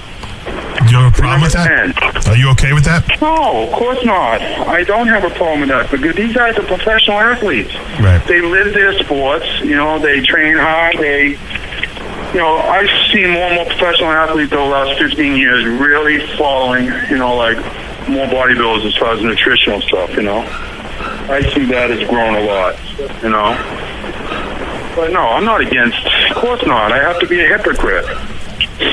I just can't take large amounts of anabolics, and that ended my career. But I will get in shape. After I get my surgery, it'll take me a year, but I will get in shape again for photography. Let's just hold that, because I'm going to ask you about that in a little bit. But I want to talk about a story you told us about on the last time you were on, about when you smacked 1984 Mr. Olympia Samir Bannout across the chest. You threw him off a chair, and according to you, if it wasn't for Mike Christian, you probably would have killed him. We had Samir on the show a few weeks after you were on, and instead of telling you what he told me, I'm going to play a clip for you. So I want you to hear it, and then I want you to respond to it. Okay? Oh God, go ahead. All right. I heard that big liar. Big liar, and there's only one thing that's right about this. Is the ice cream. He's talking like he smacked me. He's a fucking sick, stupid idiot. I'm going to say it like that. One time, I was driving at Gold Gym. He was in the parking lot. So I kind of pulled close to him on purpose just to joke. He said, come on, and run me over, get me out of my misery. It's a fucking whiner. You know what? If you don't have fucking legs, don't fucking compete. Go get a hockey stick, for God's sake. And, with all respect to him as a bodybuilder, minus legs, for sure. But he's got no fucking legs. So he didn't lay hands on you then, huh? Never. Never touched you. His arm would be broken, I guarantee you. You don't know me, but I treat my friend with kindness and sweetness. But if they get feisty with me, there's no room for this bullshit. The fact that he's been lying right on the record to people, I'm going to tell him I'm very disappointed in him. And if he sees me, you know what? I'm ready for the fight now at 53. I'll tell him I'm going to be at Arnold Classic. If he show up, I'll be happy to see him there. Oh, really? If he fights, Samir fights like he trains, he don't want no part of me. Because honestly, I will take his best shot, even hurt. Okay, all getting hit in the face doesn't mean is piss me off.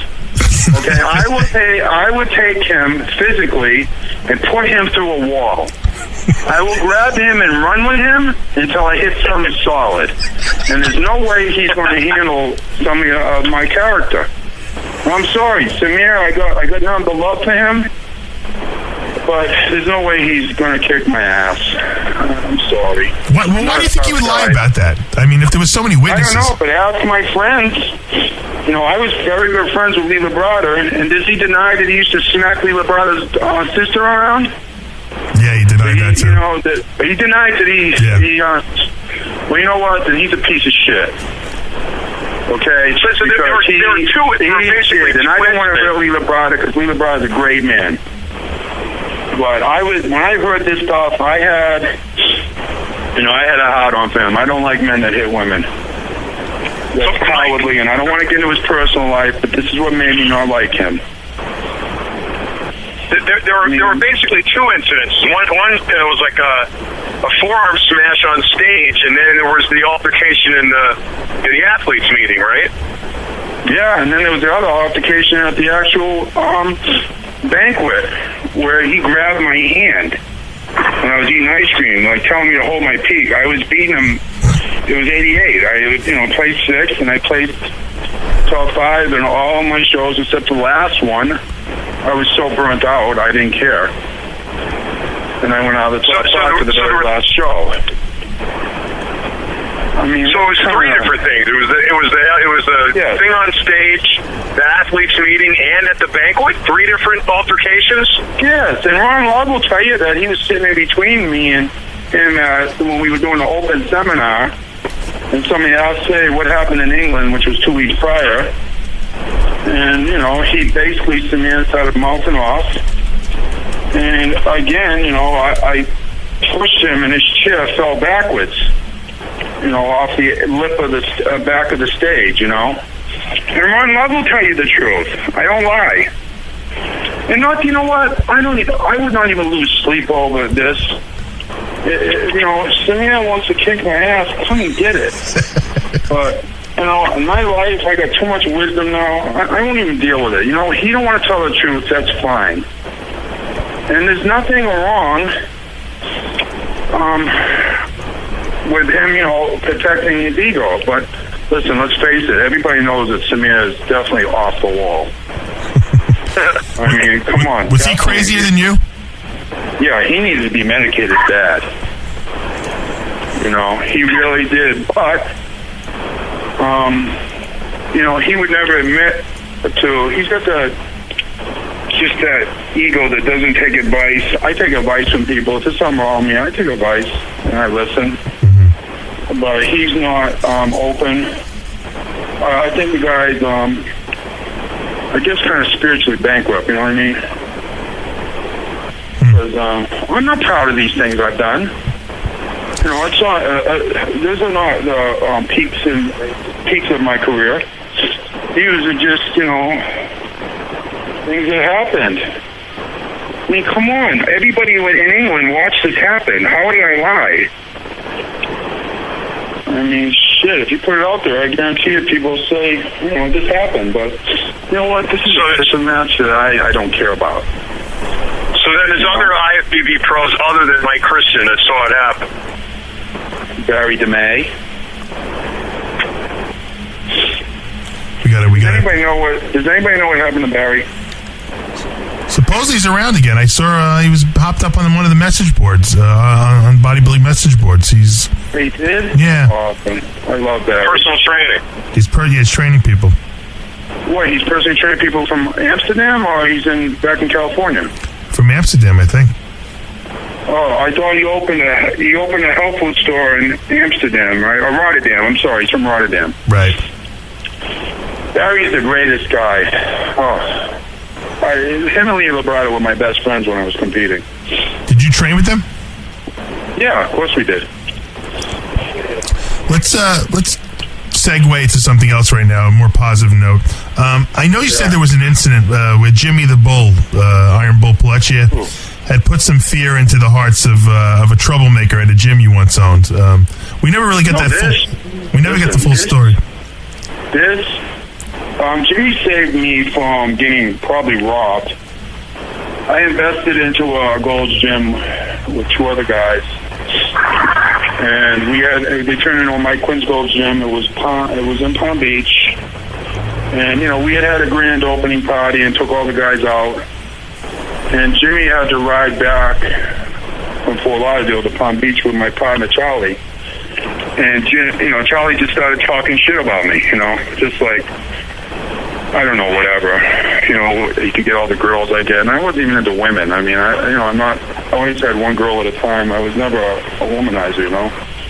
But Charlie, this jerk off, I don't know. He just wanted to say bad stuff. Jimmy was staying at my house. He came home. He said, and what this guy Charlie did, he kept mentioning John Gotti's name. That, oh yeah, John Gotti gives me respect, and that's a bad thing to say. Well, Jimmy, his family is born into that, and Jimmy is not in that lifestyle. And Jimmy just said, Mike, you know what? I want to make a call to New York. I have to have this guy checked out and see who he says he is. You know, everybody don't want to be gangster, right? Especially down here in Florida. So Jimmy makes a phone call, and the next morning he gets me up and says, Mike, you know what? Let's go. We got to go to the gym. I said, what's the matter? He wouldn't even talk. He was so pissed. And I thought he was going to beat the shit out of me, you know? I was like, oh, my God. But, you know, he took my two partners out behind the gym. And he said, I'm going to tell you guys something right now. You guys are going to buy Mike Quinn out. You're going to double his investment, or, you know, you're going to be in trouble. You know, and I only invested $40,000, and then a week later I got a check for $80,000, and I doubled my investment in like 2 months. Made him take my name off of the venue, and Jimmy probably saved me from losing everything. And Jimmy's a great guy. Very good. And let me tell you something. I've never, ever in my life seen a human being do what he has done. Oh, my God. I've seen him do skull crushes with 405. I've seen him do 150-pound dumbbell curls. I mean, I've never, ever in my life seen anybody that freakishly strong. Have you guys ever seen Jimmy train? Unbelievable. Isn't it like beyond, like... comprehension? Yeah, like bones breaking, right? Right. Yeah, let me ask you a question. Remember when you were in the WBF? What a nightmare that remember was. You had a curl-off against Troy Zucolato? Yeah. Weren't you supposed to be curling the 150s or something like that? Was that like a made-up weight? No, those were 90-pound dumbbells. Okay. No, those were 90s. That was legit? I mean, Yeah, dude, I pulled the skin off from both of my thumbs. I had no, from the knowing, once you get to about 10 reps, all the bar switches over to the pressure to the thumb. Right. And listen, I had been up all night the night before partying. Came right into this place, had no idea it was going to be this big. Right. Walked into this, venue. They had bleachers set up. One side was one set of bleachers, and another side, and we were right in the middle of the basketball court. I was like, oh my God. So I hadn't slept, went right from the nightclub right to the thing to do it, and I don't remember what happened. Either he beat me by a rep or I beat him by one. No, it was even. Yeah. Because the first guy who goes with the dumbbells, if you did 20 reps, the next guy would catch up and go one over. So I think I did 20 reps with the dumbbells, and then he did 21 reps with the barbells, so it ended up being even, 20 and 21, which made it, each of us got 41 reps. But Troy was a very strong guy. That was exciting, though. Don't you think that was like good entertainment? Oh, my God. Listen, it was rock and roll. It was awesome, man. Everybody was just like freaking, and we were gut busting, dude. I probably was lucky I didn't have an aneurysm. Because, just holding your breath and you just keep going, and you want to quit. It's painful. You know that. Yeah, that's incredible to do that many reps. I mean, listen, when you get to 10 reps, you want to put the weight down. Well, that's when my sets started. I was always like that, Listen, I was brought up very old school. My father put it in me very early in life. Said, you want to beat people, you better train harder than them. And that was it. There was no discussions. I had to train harder than everybody else, and I did. Listen, to this day, I've never seen anybody train harder than me. Except for now, I'm working with this kid Sam, and he's very reminiscent of me. This high intensity with poundages, He's a good guy. And he will go all out. I have not seen this in a long time. And, it's kind of like a controlled madness. Where you just go into the gym and whatever body part you're doing, you just attack it. There's no sets and numbers involved. We pick a couple of exercises and you go by biorhythmically how you feel and what you got in your tank. That's the only way I know how to train. I mean, now because of this injury I have to train like a sissy, which I hated. But, I don't want to be in a wheelchair. And the doctors look at me and they're amazed. They don't know how I'm doing this. But I'm doing it with faith, You must have some other Jimmy the Bull stories. Oh, he stayed with me for 3 weeks. That must have been fun. Everything he did when he trained was just amazing. I mean, reverse grip bench presses with like 7 plates on each side. I mean, the bar was bending, and I was afraid to spot him. I was like, okay, if he doesn't get this rep, how am I going to upright row up 700 pounds? I mean, I would be a nervous wreck. I mean, behind the neck presses with like 405. Yeah, it's more nerve-wracking to spot Jimmy than it is actually for him to do the weight. Listen, is he doing all right? He's doing great. I heard the construction was down and his business was down. Yeah, he's actually very close to possibly getting a gig on The Biggest Loser show as one of the coaches, so he's really gung-ho on that. Great. That's awesome. They're looking for like a military guy, on there, and he's perfect. He's the man. Yeah. Listen, I have to tell you another story. I seen him jump up in the air and kick a ceiling. Really? Yeah. That's why he doesn't get his legs big. There's a reason why he doesn't get his legs huge, so he can kick people. No, he can double pump, kick a ceiling. That's hot. That's 12 feet in the air. Yeah, I know. He's a massive kid.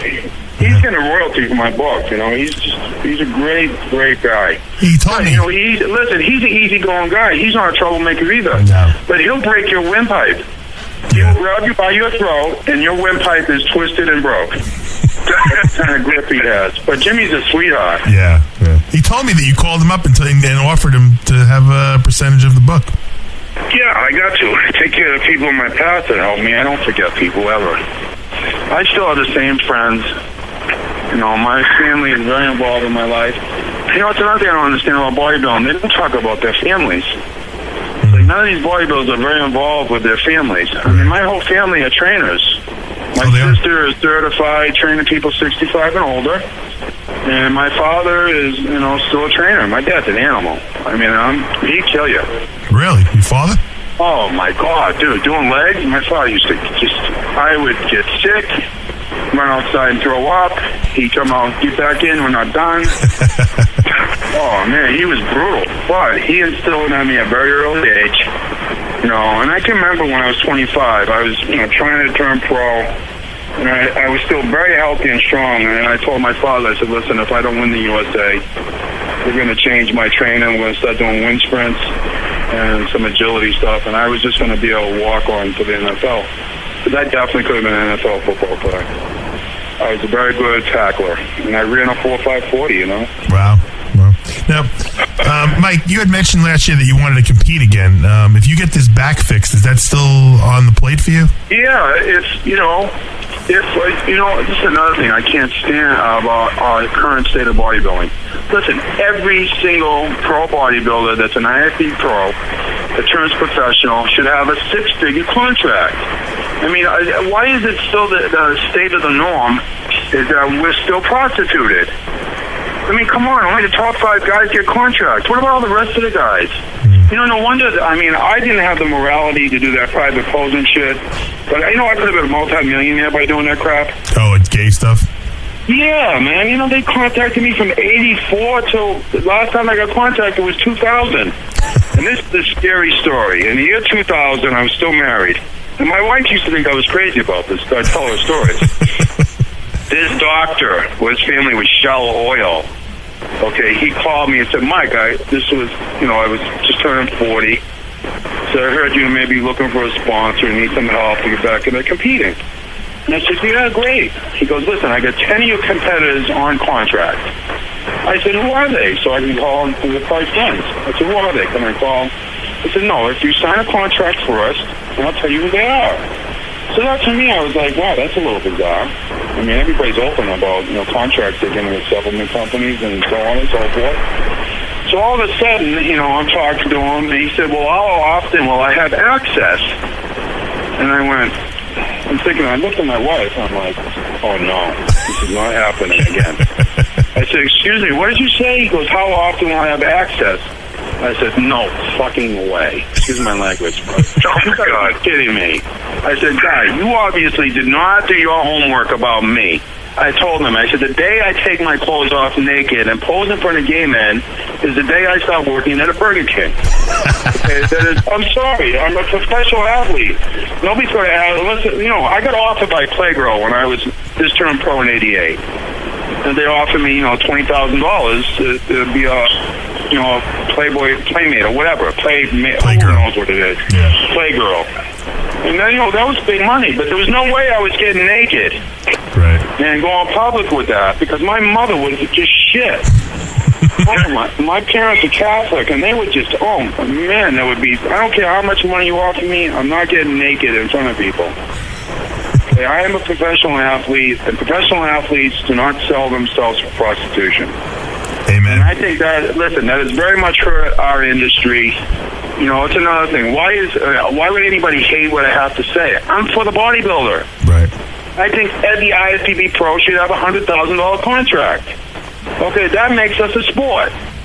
Okay, let's these guys not worry about having to do something illegal on the side or do something immoral. I mean, some people just don't have that morality. I'm sorry, I do, and I'm going to die with it. We should all have pro contracts. I mean, how can you call yourself a professional athlete if you don't have a contract from the federation you're making money for? It don't make sense to me. And listen, if they ever do a union, a good union, I should be the president. Yeah. I go right to the leaders and say, listen, you want us to compete, you give us all contracts. Otherwise, you know what? We're boycotting everything. We're not showing up to one show. We're not doing one photo session. What's the difference? The guys will make the same amount of money. You're probably right. All I do is have to hold out for a little while. Why isn't anybody got the friggin' courage to do this? Make our sport a sport. Not make it just, what is it? I mean, it's not a professional sport to me. You know, I'm just lucky enough that my life has been so bizarre. My book is mainstream. It's not even a bodybuilding book. Right. It just talks about, you know what, John, and you had written an article which got me so upset, you know, about this poor guy in Texas who buried his son. Now, his son had done a cycle of testosterone, and then he went on Lexapro and killed himself. And this is what my book's about. You know, I'm trying to get out there and talk to teenagers. This stuff is so powerful. This poor kid killed himself. I mean, and this all had to do with him taking cheap-ass testosterone, not being educated, you know, not being told that his most natural growth spurt is when he's 11 to 19. There's no drug more powerful than our own natural release of testosterone and growth hormone in that time period. And if you throw drugs into that mixture, you shut down and screw up everything. I mean, that's what we should be promoting, you know? I mean, we're promoting drug abuse. We're convincing teenagers that, oh my God, we got you guys, I have to take steroids to be a professional athlete. No, if a teenager takes steroids, he will not be a professional athlete. That's the message we have to start sending. Do you remember the article, John? Yeah, I do, but I think the point I was making was not that, you know, drugs or steroids weren't dangerous or that kids shouldn't take them. My point was that the father was blaming the steroids, which, you know, really have no medical background to give them, you know, suicidal ideation in adolescence when the psychotropic drugs that was prescribed by the psychiatrist were lethal when it came to, you know, suicidal thoughts. And then, you know, they glossed over that completely and didn't give any credence whatsoever to the medical data that said that, you know, the highest probability was that the psychotropic drugs, the SSRIs that he was on, were being responsible for his suicidal ideation and not the Deca he was taking. But you know what, John? It started with that. It got that whole cycle to start. Because the Lexapro, you're right, the psychiatrist shouldn't have put him on Lexapro or killed him. Okay, that made him psychotic and made him feel bad. Right. But it started by him as a teenager taking the drugs. And I think the father, listen, the dad is just so upset he buried his kid. Right. You have no idea. My parents have never been the same since my sister committed suicide. I have never been the same. Okay? Oh, but I imagine. This, you know... But it started with him taking drugs as a teenager. He shouldn't have. Well, what it started with was nobody giving him any education about it. Well, nobody's talking about it. What professional athlete's going to talk about taking steroids or bioidentical drugs? They're going to ruin their careers. Me, I got nothing to lose. I'm not afraid. Right. You know, as soon as this book is out, I will be on all the talk shows, and my goal is just to speak at high schools, not even charge money. I just want to go speak at high schools, get these kids, you know, and to just train naturally. And then, you know, when you're an adult, that's your decision. Right. But, you know, listen, teenagers, we need to be all come together with this and just tell them that, you know, you don't need them. My God, when I was 17, I benched 440. I squatted 600 pounds. Wow. I only weighed 200. You know, when I dieted down I did a power meet. And I didn't take any drugs. I mean, that's pretty phenomenal. I know there's been teenagers stronger than me, but I'm up there in the top 5 as far as strength with no drugs. Yeah, that's incredible. And Eddie Robinson, it was the strongest guy ever. Eddie Robinson bench pressed 600 pounds with no drugs. That's incredible. Oh, wow. He's a freak. He was a freak. And Eddie was not pro drugs. Eddie always after shows and often got healthy, you know? This new era of bodybuilding is, I don't like it. It's too drug-orientated. It's not orientated enough towards heart training, nutrition, and supplementation, you know? That should be the mainstay of your whole, you know, goal is training first, nutrition second, and using good supplements to enhance your natural growth. I think in the top athletes, Mike, I think that the diet is very important, and I think the supplements are important. I think, but there is an overemphasis on the drugs without a doubt. Everyone wants to know what the secret, you know, formula is. You know, John, I don't like the way they look. I'm sorry. I mean, the best and the farthest it should have came And this was it was pushing it to the edge. Was when Ronnie Coleman, that first year he won the Olympia. Yeah, he was 265, and that was it. He was a cartoon character that came to life, and it still would have been acceptable. But we had to take it to the next limit of drug abuse. Come on, taking growth every day and insulin every day, you are stupid. Now, that doesn't mean that, for anti-aging, this is cutting-edge stuff, though, now. I have to do hormone replacement now, because my hormones have been wiped out. Yeah, we all do. Yeah, but I'm not abusive in any way with that because of my mental disorder. So I know what I can do. But you know what? I am so knowledgeable about training and diet that I could get in great shape on using minimal drugs. Well, I'm excited to I've done it before, and I'll do it again. We're excited to see you get back, possibly on the stage again, Mike. And you got to. This time, you can't disappear for you. You got to keep us updated on what's going on. No, sure. Just because of the lawsuit, my attorneys are. That's why I haven't got an investor. It's very cheap to get my book off the ground. It's like $25,000. Wow, that's not bad. I'm going to use it with. Probably use the money from the lawsuit that will get my website up. This is the first time I've worked with a bodybuilder in 10 years, and Sam is going to be good. You got to keep us updated on Sam. Obviously, I know him very well, too. We talk, so. Listen, he is going to be my protege, and I'll never work with another bodybuilder again. He's a very intelligent guy. He's very contemporary. He's up on everything. So I want to work with people 35 and older. The website will be designed, and Sam will work with contemporary guys, and that I will work with people 35 and older. Well, John, why don't you go down there and interview Sam and Mike? You live right there where he lives. I passed him the other day walking out of the gym. I was in the parking lot by the time I realized, that was Mike Quinn. I had to go though. All right. Sam is now we're 10 weeks out. And listen, John, this is what we planned. At 6 weeks out, you get a handheld recorder, and you can come get some of Sam training. And you're going to train him, Mike? Yeah, of course. All right, good. We'll get that, definitely. And we'll turn that into some business. And, if people want to, know how Sam does things, then he can reach him at his email address. Which email address?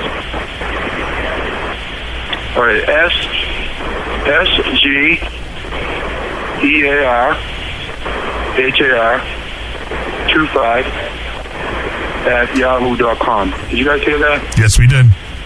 All right, could you put that out there? Anybody that wants to work with us, and really, this footage of him training is going to be good. And he's going to be a sleeper. What I mean, he's like me, in sweatsuits, kind of. I wasn't that big backstage. Everybody was bigger than me. And he's got the same look I got, like kind of small on his sweats. When he takes his shirt off, he just grows, man. He's got that mushroom, that mushroom effect. Right. Well, I'm putting Romano on it. Romano's got to cover you and Sam in the gym there. This will help you guys grow. It will also help us grow. Because I will do everything very powerfully all at once. We are going to open up a studio. It's definitely in the making. We're in the website studio, and I'm going to do my autobiography. All right, Mike. Well, I always do what I say I'm going to do.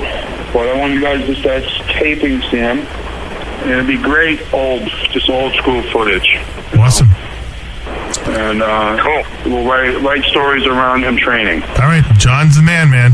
We're sending him we're putting him on the beat. And I'll do it. You guys are on your own now, but what magazine are you guys going to work with now? Well, you never know. We may come out with our own, Mike. So, right now we're focused on the website right now. Anybody wants to invest in my book, they'll make a ton of money. So, everyone out there listening, you want to invest in Mike Quinn's book, how do they get in touch with you? Go through Sam. They can get a hold of Sam. All right, through Sam's email. We'll put that up there. Yeah, thanks, Mike. This is Heavy Muscle Radio, only on RxMuscle.com.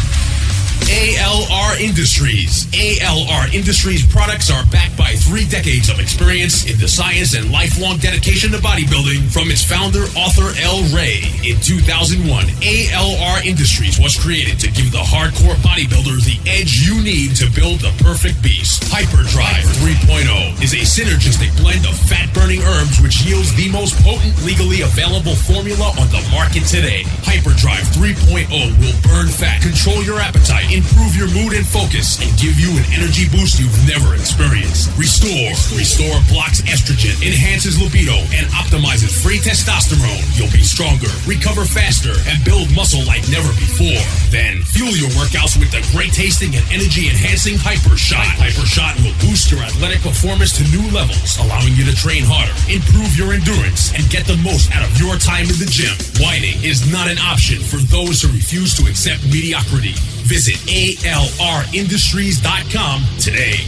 When you hit the gym, you set in motion a fundamental set of molecular activation signals and cellular growth mechanisms that deliver your desired gains in mass and strength. The magnitude of those processes, as well as how efficiently your muscles recover force production, can dramatically affect your net progress in a training cycle. Progenics protein supplements interact precisely and powerfully to amplify these pathways to produce enhanced growth responses of 100% or more compared to conventional whey protein sources. And they facilitate full recovery of force production in just 6 hours following the most grueling workout, allowing you to train harder, more frequently, for more dramatic gains. Experience the exclusive metabolic advantage available from Nature's Toolbox and Dr. Scott Connolly, renowned pioneer in applied dairy science and inventor of the original Metrex product. Go to ProgenicsSRG.com and use the code NBR801 to get 10% off the purchase of any single Progenics product. Need t-shirts, hats, promotional items? Then you need to call Rob at MuscleFit, 516-965-4668. MuscleFit by Sports Depot is the exclusive apparel supplier for RxMuscle.com and Species Nutrition. Call Rob at MuscleFit now at 516-965-4668 or send them an email, sportsdepot@optonline.net. MuscleFit by Sports Depot. Call today, 516-965-4668. RxMuscle.com. Now you have a place to turn when you want the truth on bodybuilding, diet, and exercise, up-to-the-minute news, and more. Visit the RxMuscle.com forums featuring celebrity Q&As with IFBB professional athletes, top amateurs, and the brightest minds in the industry. Listen to our weekly radio shows, including Heavy Muscle Radio, Muscle Girls Inc., After Hours, and more. Contest coverage, videos, even our own social networking site, RX Muscle Place. Visit RxMuscle.com. Heavy Muscle Radio.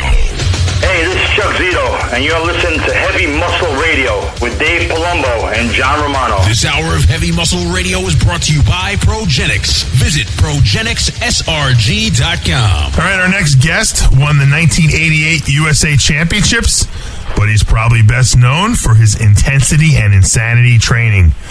The guy I'm talking about is our good friend and friend to the show, John Defendis. Welcome. Good morning, guys. How's everybody doing today?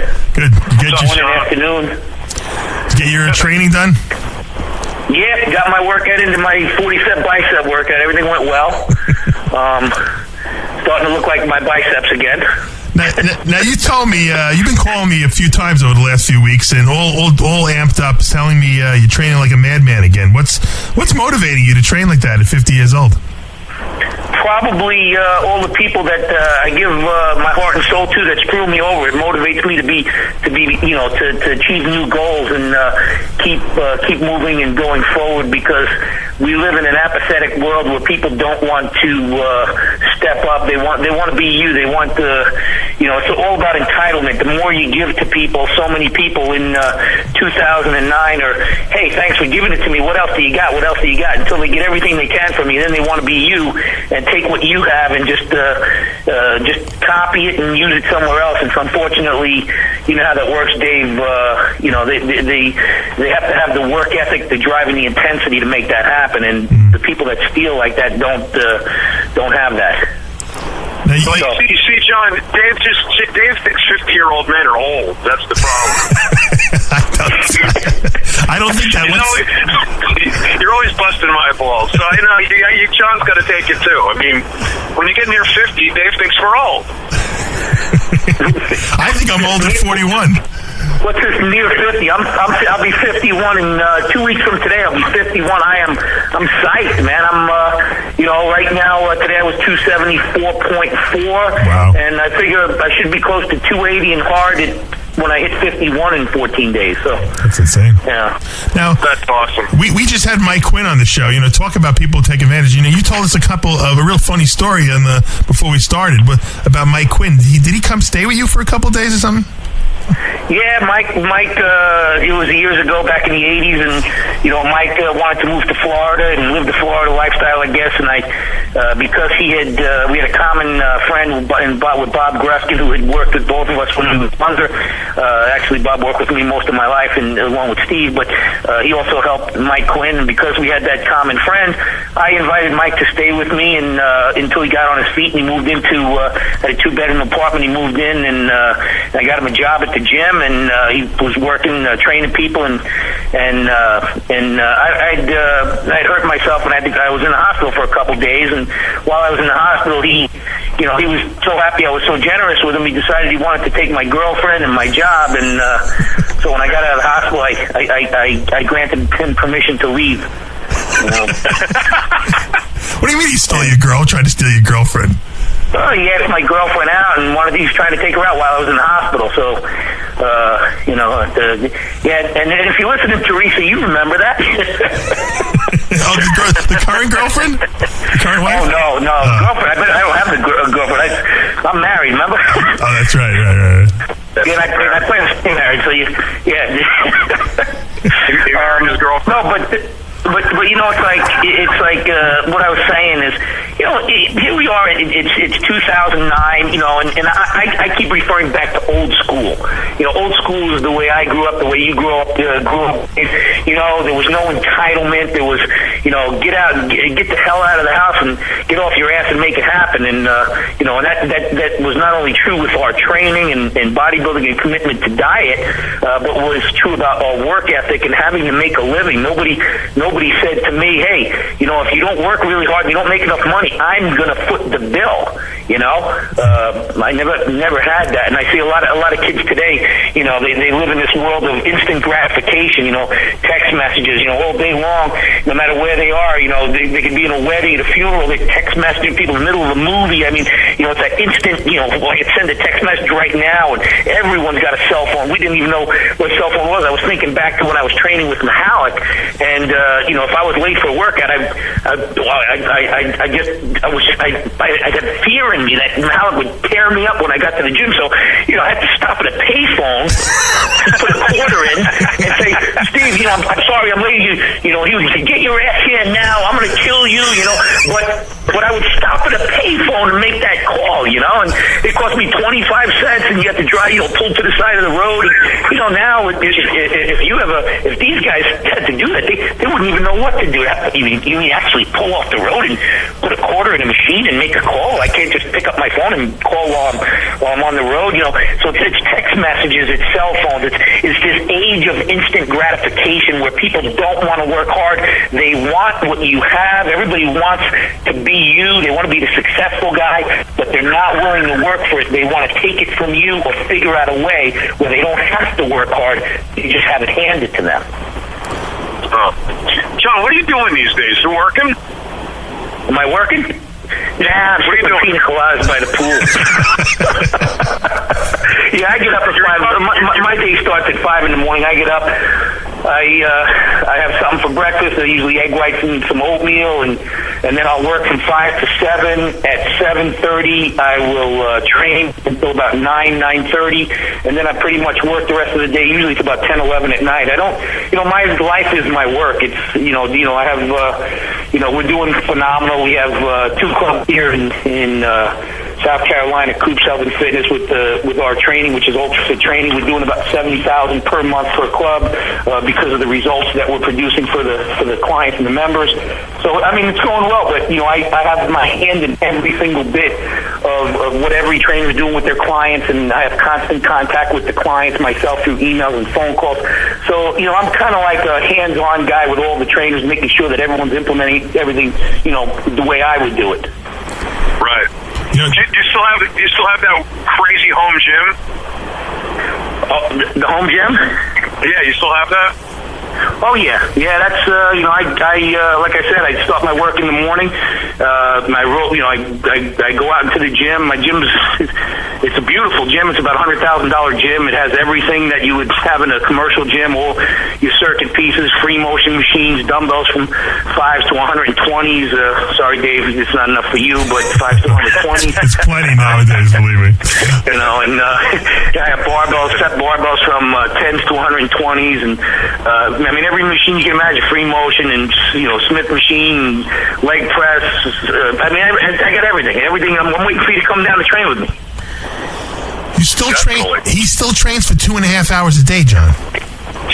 No, just 2 hours. No, 2, just 2. 2. I'm 51. I had to cut back. Oh, all right. and drag Johnny down with you. Johnny, when you coming down? Where? Down there, he goes, where? Hicksville, New York. Where are you living these days, John?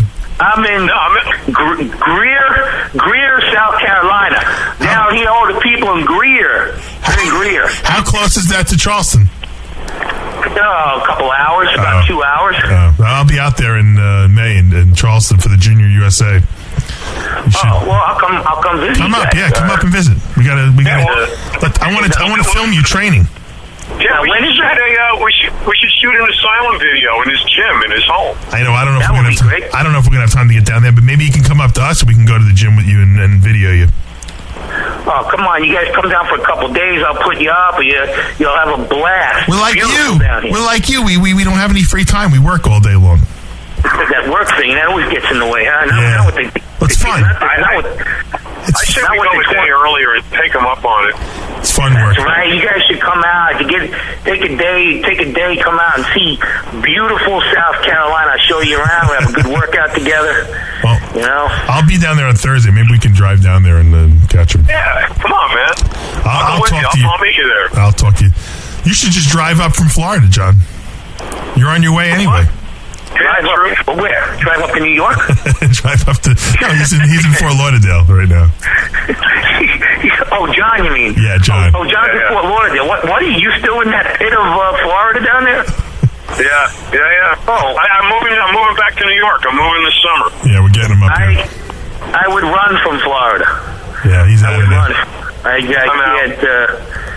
Now, Johnny, you've gotten more people jobs than even I have. It's amazing. It seems like every person you encounter, you give them a job, and they always wind up fucking you over. Now, talk to us a little bit about what happened with Matt Duval, because I know this is a sore point for you.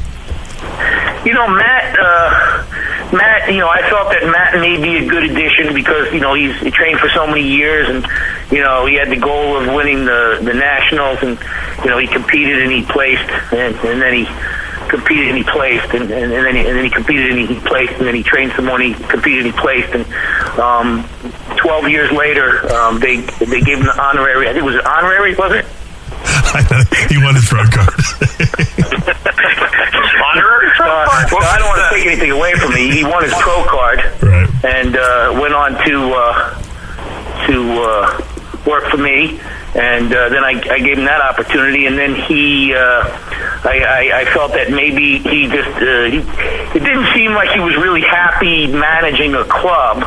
So I felt that maybe if I gave him a bigger opportunity, made him a partner in a chain of clubs that I did in Atlanta, that would work out well. But then I had sent him to Atlanta and, asked that he would implement the program the way it is. But unfortunately, everything didn't transpire the way it should have. I think he has this dream of being a bodybuilder forever, and which some people do. I don't. I enjoyed my time that I competed, but I never really, loved competition. I loved the training. I loved the intensity and intensity training. And Matt, I think he misses the competition. So, he, torn pec, torn bicep and everything. He decided he'd go back and compete and kind of didn't seem to put enough into business and wanted to put more into bodybuilding, and unfortunately didn't work out, and we parted ways. But so what happened to those businesses that you owned together with him? I asked to be let out of it, so he walks away with everything that I've given him and taught him, and even the name of the program and everything, and which is disheartening for me because it's 30 years of my work. But again, you have to be driven and you have to want it bad to make it successful. You can have the greatest program in the world, but if you don't implement it and have the kind of work ethic that it takes to make it happen, it's not going to happen. And I think Matt's more passionate about bodybuilding than he is about really on the business side of it. To put it nicely. Unfortunately, I don't think we could be competitive bodybuilders for the rest of our lives. I think that, we have to make that turn, and it is a hard turn for a lot of people. I mean, you always get, hey, should I compete again? But, I'm smart enough, I'm honest enough with myself to say, hey, enjoy the training, enjoy looking good and being healthy and being in shape, but don't get stupid and try to, reinvent what you've already, managed to enjoy, back when you were in your prime. So basically, the business is tanked under his care. Yeah, to put it nicely, I would say, definitely did not succeed. The clubs that he was overseeing were not. They just did not happen to.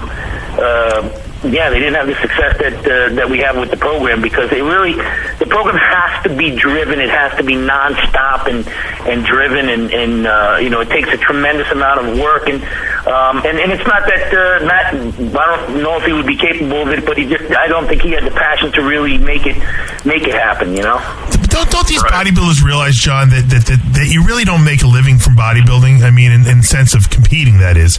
It's what you do, that's in the bodybuilding related field that can earn you a living. I mean, I never made a dime as a pro bodybuilder. I never even turned pro, but I always earned a living in the subsidiary aspect to bodybuilding. I looked at avenues of, as far as making money from bodybuilding. I was offered the scrap metal money from my USA trophy, one shot, but I decided to keep it. It's worth more to me than the $12 they were going to give me. Yeah. But and just kidding, no, I wouldn't get rid of the USA trophy. I mean, it's one thing. We worked really hard when we competed and when we went after our goals. And, it was great, but I never really enjoyed competing. It was all about the training and it's the journey going after it. I mean, thank God I won, because it culminates with that, and it's great. But it's not. It's not the contest that really drove me. What drove me is the way I was brought up with Mahalik and the training, and how hardcore it was. Right. Tell Romano the story about the guy you gave the job to. I think he lived in Michigan or something like that, and he was making like $120,000 with you, right? Oh yeah, I had a guy that was lived in Ohio, and he did a program with me online, and then I trained him. He put on like 40 pounds of muscle over less than a year, and then he wanted to come down and train with me. So I invited him down. He trained with me for a couple days, and he wanted to work for me. So he came down with his girlfriend and worked for me for about 2 months in Florida. And then I decided to move to South Carolina. And because he had moved from Ohio, I had trained him and mentored him and made him a manager in Florida after only 2 months. So I gave him the option to come up here and manage the club. And he came up to manage the club. And last year actually made, between him and his wife, which he actually married his girlfriend, he made a good chunk of money, about $160,000 last year. But again, it's like everybody else. They want to be the man. They don't want to do what the man does. They want to be you, Dave, or they want to be John Romano, but they don't want to do what the guy does. They just want to be that guy. They want the success. They want the notoriety. It's not even, sometimes it's not even money, because the money was there. He was making the money. But what it is they want everything that you are, but they're not you, and they're not willing to do what it took for you to get there. I know you guys know what that's like, because there's probably a lot of people holding on to your coattails trying to figure out how they could be a John Romano or Dave Palumbo, and it's and you know what it takes. It takes a level of commitment that very few would ever dream of putting in. Well, it's like the Ronnie Coleman statement I told you about that when we were talking about this, John. Everyone wants to be a bodybuilder. No one wants to lift no damn heavy-ass weights, That's right. It's like, I think that, everyone has different passions. I mean, my passion has always been training. And through the years, I from saving people's lives by, taking 100 pounds off of this person or 100 pounds off of that person, lowering their cholesterol, lowering their blood pressure, taking people who are diabetic and curing them from diabetes by getting their blood sugar levels under control by taking 100 pounds off of them. And I mean, saving and changing lives. And I transferred my passion for training and bodybuilding, not so much transferred, but I've now included, over the years, the passion to help others, the way Mihalik helped me, but I'm not going to drown him or anything, but the way Mihalik helped me, and, the way Bob Gruskin helped me, and the people that were there for me, I love my work. I love what I do, and I'm driven, and that's one of the reasons why we have the success, because it's nonstop. It's not a job. It's a lifestyle. Right. Chris Rock made a great statement. He's like, there's two different types of people. There's people who have careers, professions, and then there's people who have jobs. He's like, the people who have careers and professions can't figure out where the time goes every day. They're like, man, I just wish I had more time in the day. And the people who have jobs, all they do is watch the clock and can't believe how slow the day's going. So right.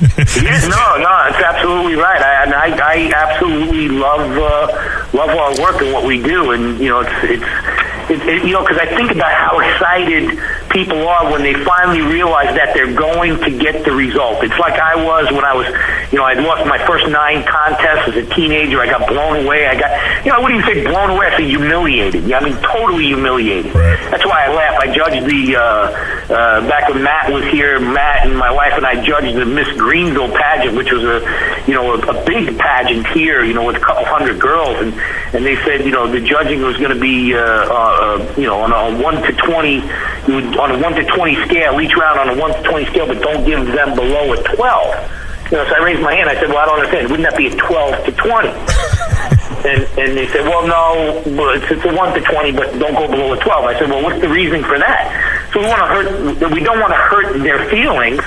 And these are not like, 5-year-olds. These are, 17, 18, 19-year-olds, and they said we don't want to hurt their feelings because it could be traumatic for the rest of their life. They could traumatize them for the rest of their life. And I turned to my wife and I turned to Matt and I said, how did that work at the Mr. Suburban when there was four contestants and 3 trophies, and my friends told me all day long after the prejudging that I won, and they called out the top 3 at night and my name wasn't in there, And so I went up to the guy and I said, yeah, it's Defendis. You made a mistake. It's Defendis. The guy looked at the sheet. He looked at me and said, no, I'm sorry. You didn't make the top 3. I go, no. That's my name right there, Defendis. I know I won the show. I was confident I won the show. My friends told me I won. You look great. You won the show. We know you got it.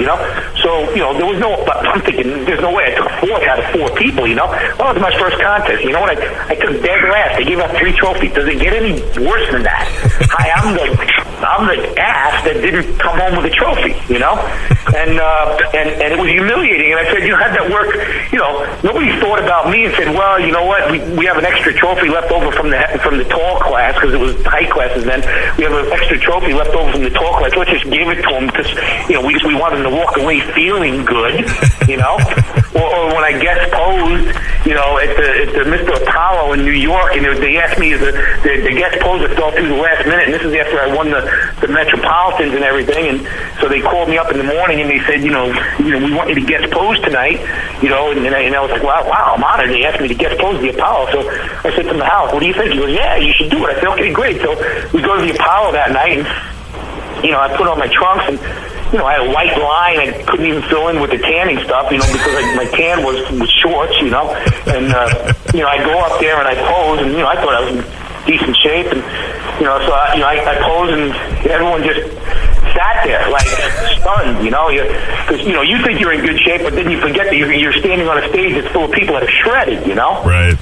And so afterwards, it was embarrassing. It was one of the most embarrassing, I would say one of them, because I've had a few embarrassing moments, but it was one of the most embarrassing moments in my life. And afterwards, I'm sitting backstage, and the Howler comes back there, and he looks at me, and he goes, "What are you doing?" I go, "I just feel like hanging myself, man. That was embarrassing." He goes, "You look like shit." Of course it was embarrassing. If I were you, I'd take that rope from the curtain, put it around your neck, and I'd jump.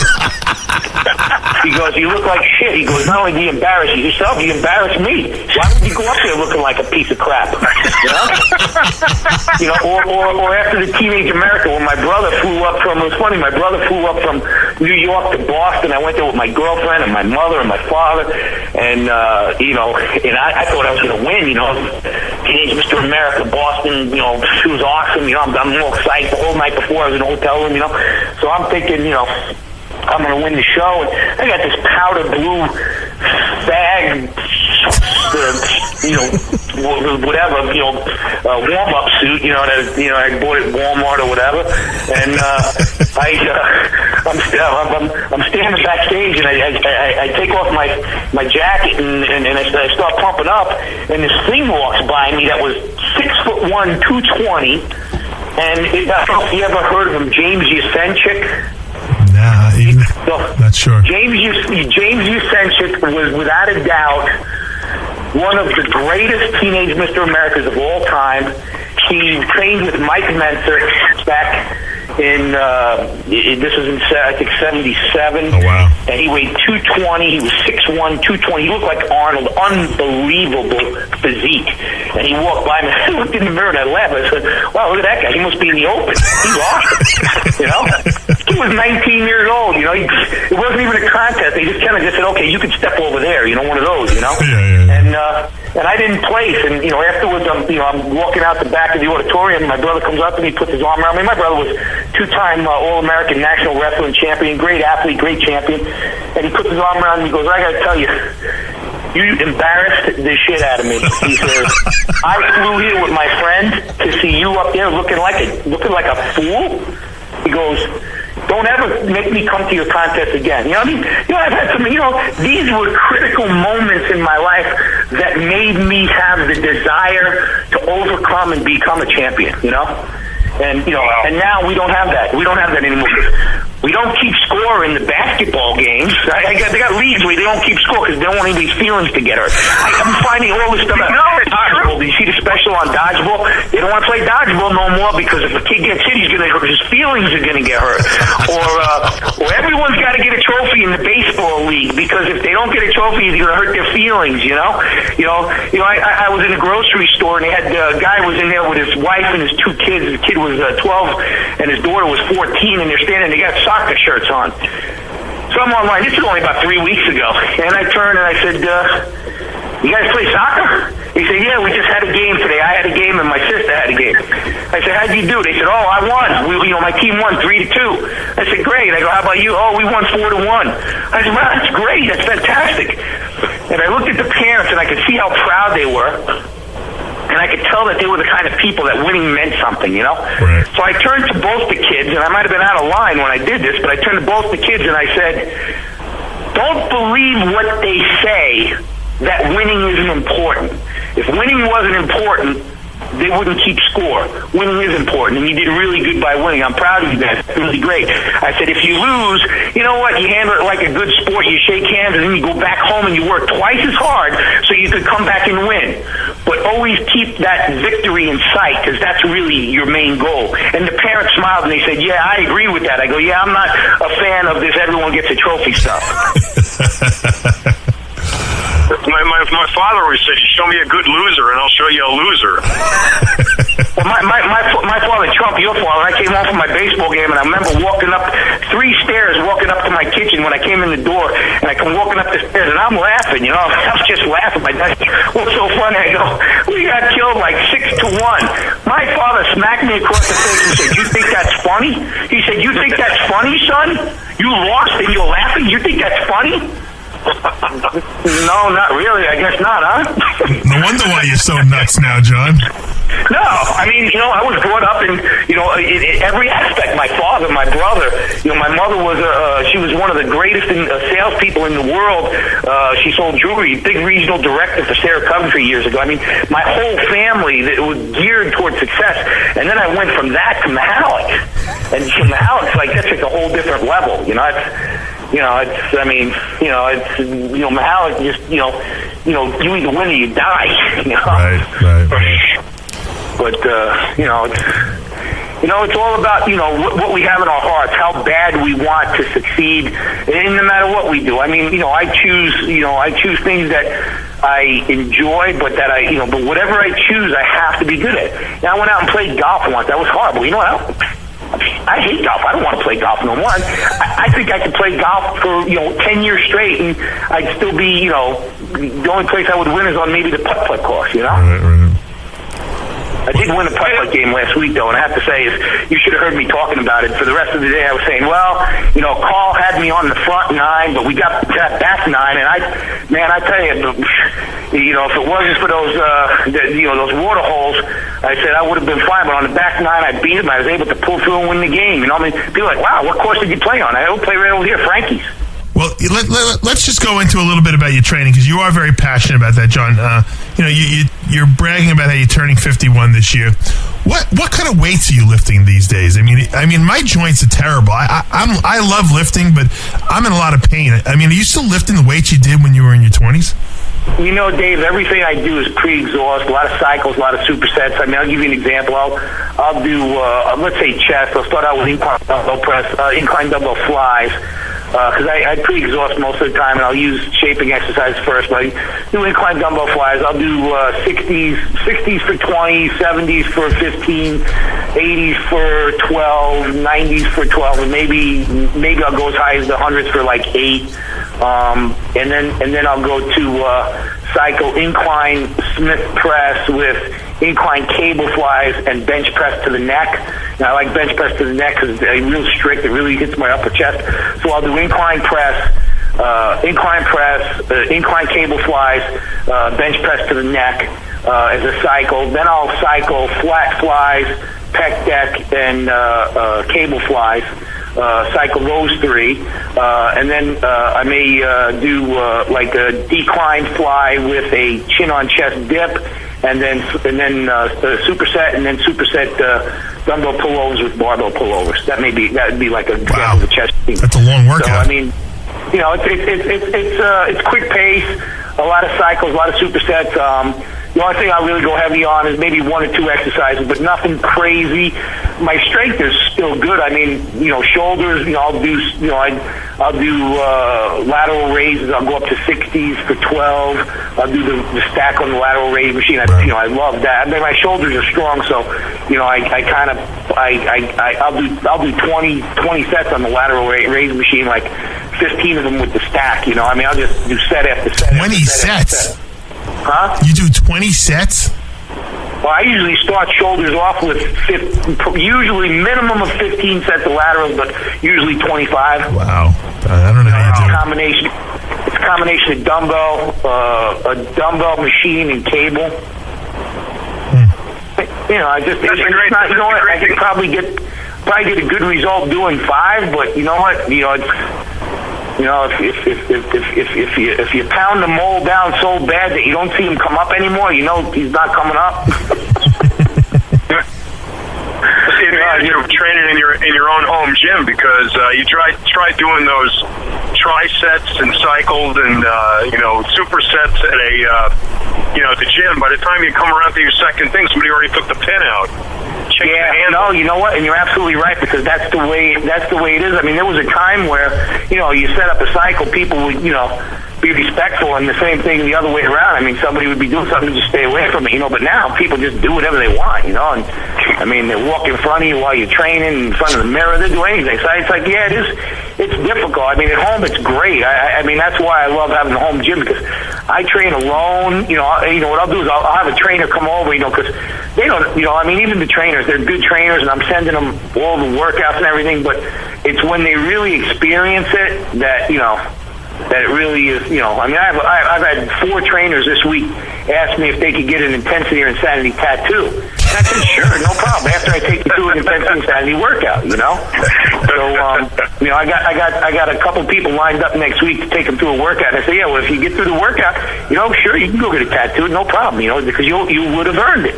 Right. You know, or you could have them just come to the hospital and put it on in the hospital. Yeah, do you have that trademarked, intensity or insanity? No, you know what? No, that's you know, it's funny because, you know what, everyone, you know, people come along and they steal everything from me because I'm the type of person, you know what, you got to live with yourself. If you want to steal it, I've never been, you know, it's funny because I've never been like money meant so much to me where I felt like I had to protect myself. And that's probably why I get hurt so much and why people step all over me, because I really open myself up just by, you know, giving and then not protecting myself. But you know what, if somebody goes and steals intensity or insanity and they run with it, you know what? They didn't originate it. It wasn't, you know, it's not, you know, there's a lot more to it than just words on paper, you know? Yeah. Right. I mean, I have an intensity insanity tattoo on my arm that's, you know, it's got the Grim Reaper and it says intensity insanity train with me. You know, so, you know, so it's not really good for personal training business, you know, when people see that. You know, it's like, oh, train with you, the Grim Reaper, okay, let me sign me up, you know? You know, but people do say, oh, what is that? Train with me. What does that mean? I said, you can come by and do a leg workout, I'll show you. You know, but, John, what do you think of what do you think of the Olympia this year? What do you think of Dexter Jackson winning the Olympia?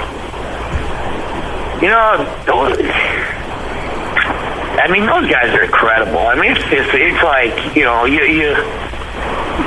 I mean, I'm glad I'm not a judge because I would hate to judge. That, you know, I mean, they're all phenomenal and they all have their strengths. I'm not. I don't know what to say. I mean, I think Dexter Jackson's great. I think he's got a good physique. I actually like, you know, whose physique I really, really like is the Trinidad guy, Darren Charles. Yeah. Darren Charles is funny because when I won the USA in '88 and '89, I opened up a gym in Trinidad for somebody. I built the gym, I ordered the equipment, and I laid out the gym, and I went down there and I did a seminar at the grand open the gym, and I mean, Trinidad, if you ever have the opportunity to go to Trinidad, I mean, it is absolutely bizarre. It's like a third world country, and, you know, I mean, and those people are crazy because they're like, hey, tequila, and they all pretended they were drinking tequila as they were giving me shots, and no one was drinking it but stupid old me and Mike Torsha. Remember Mike Torsha? Yeah, I just talked to him the other day. I bring Mike with me. You know, actually, I was supposed to bring my girlfriend with me. It was my last exhibition. I had dieted all year. So I said, you know what? Instead of taking money, I said, look, you guys pay for a vacation for us for 2 weeks. Me and my girlfriend will come down there. I'm thinking Trinidad, beaches. You know, I didn't nominate it. You know, I didn't know it's some third world country. You know, it's like look, you can eat. You know, yeah. And so anyway, remember Lisa Lorio was living with Lisa Lorio at the time. You were, and that didn't work out real well because wasn't she married to Steve Wennerstrom too? Well, yeah, he stole it from me. Oh, he stole it from you. which is really sad, but yeah, that's really sad. Anyway, but she, you know, she actually he didn't steal it from me. She embarrassed me in front of a lot of bodybuilders at her show, and I just said, no, I'm not going to deal with that. But well, at that time, so I had nobody to go with me. So I asked Mike if he wanted to go. I said, oh, that'd be cool, you know. So we go down there, and you know, and the first day we were there, they pick us up in this like beat up old little car at this rundown airport, and I'm like, man, this doesn't look like the vacation I bargained for, you know. Right. So the guy says, oh, we're going to take you guys out to dinner, man, you know, and all this stuff. You know, they talk like that. And so I'm like, that's cool, you know. So they drive down this old beat-up street, and it looks like the worst part of Harlem, you know. And there's a guy with a big garbage can on the side of the road, and there's like a couple people standing around. So he pulls over to the side of the road, and he goes, come on, this is it right here. And I said, this is what? This is what we're going to eat, you know. And I'm like, I look at Mike. I'm like, he's scared of his mind, right? So we get out of the car. I'm getting out of the car going, I wish I had a gun, you know? And we get out of the car, and it's called doubles. I guess it's something that they make in Trinidad, but it's chickpea chickpeas like ground up and cooked in a big garbage can and put on a pita bread, you know. So the guy scoops this stuff out of this huge garbage can, one of those huge barrel garbage cans. He scoops the stuff out of this huge barrel. He throws it on a pita bread and on a napkin and hands it to the guy. The guy goes, "Here, this is, you know, it's doubles. It's unbelievable. Wait till you taste it." And I'm looking at Michael, and this guy's joking, right? This is dinner. You know, I mean, we were ready to go back to the hotel and, you know, get changed, wear something nice, go to dinner. We're on the side of the road with this guy with the garbage can eating like chickpeas, you know. So that's how the trip started. And, you know, we did the gym thing, and I did the seminar, and then me and Mike went and they asked us to be on a national television show in Trinidad, and so it was the night after we were going out. These Trinidadians took us out, and they were giving us tequila all night long. I don't drink, so they tequila, hey, here, they handed me shots of tequila, and I'm like, all right, I was let loose. I dieted all year. I'm done. You know, I'll take some time, relax a little bit. So I'm drinking these shots of tequila, and they're pretending they're drinking shots of tequila. Oh, shit. You know, and I don't know. I'm just like, hey, you know, and then they did this thing called slam dancing where everyone, you know, slams into each other, and I'm thinking, that's pretty cool, you know, you slam into girls and, you know, dance, you know. So we start slamming into people. So then we go to another club, and I didn't know, but that club that we were slamming into people, that was just like the thing for that club. So I get out on the dance floor with Mike, I start slamming into people again, and the guy wants to kill me because I slammed into his wife, you know. I'm like, you know, dude, what's up? You know, I mean, it was absolutely insane. So the next day, I'm all hungover. We got to do this TV talk show with this girl, Judy. So me and Mike go there. Our shirts are dirty. We look like slobs. It was embarrassing, but, you know. So she says, well, you guys, you look kind of like you're off season right now because we're all bloated from drinking and eating, you know. Our faces were bloated. And you look at you're off season, and we're like, oh, we're getting ready to film The Godfather, Part 4, you know. This is what Mike says. I almost spit out my water. Like, Mike's always got a line from somewhere, yeah. Oh, Mike was great. I mean, Michael, you know, he trained the czar, you know what I mean? Yeah. He's, you know, he's, I mean, I love Mike. He's great, but he's absolutely hysterical because I was like, we're filming what? Yeah, we were going to New York to film The Godfather and, you know, this and that, and I just, you know, I didn't know what to say. I didn't want to just say, no, we're not, you know. I mean, I just kind of, you know, just didn't say anything, you know, but it was pretty funny. I'm sitting there laughing, and she's like, what's so funny? I'm like, nothing, you know, just... So you did the show? Yeah, that was the big show. I had the tape, and we used to watch it as like Saturday Night Live comedy, you know. So where does Darren Charles fit into all this? Oh, Darren, that's what I'm saying. Yeah, see how I am there. I'm 51 years old. I forget where I'm going. Darren Charles was training for Mr. Trinidad, and they asked me to take a look at him, and so they drove me like half hour to the gym, and I looked at him. I was really impressed. I mean, he didn't look like he does now, of course, but he had a good physique, and, you know, he was very respectful to me, and, you know, he was just, you know, what do you think? And I said, man, you look great. You know, I never thought in a million years the guy would end up being a pro. I mean, you know, here we are in some country, you know, I don't even know, you know. I mean, you know, a few years later, there he is, standing on stage in pro shows, looking incredible. Right. You know, when you see someone like Darren Charles winning shows, you know, and given the physique you had back in the day, I mean, a lot of people thought it was, you know, Olympia quality. Do you ever regret not like continuing to compete and persist?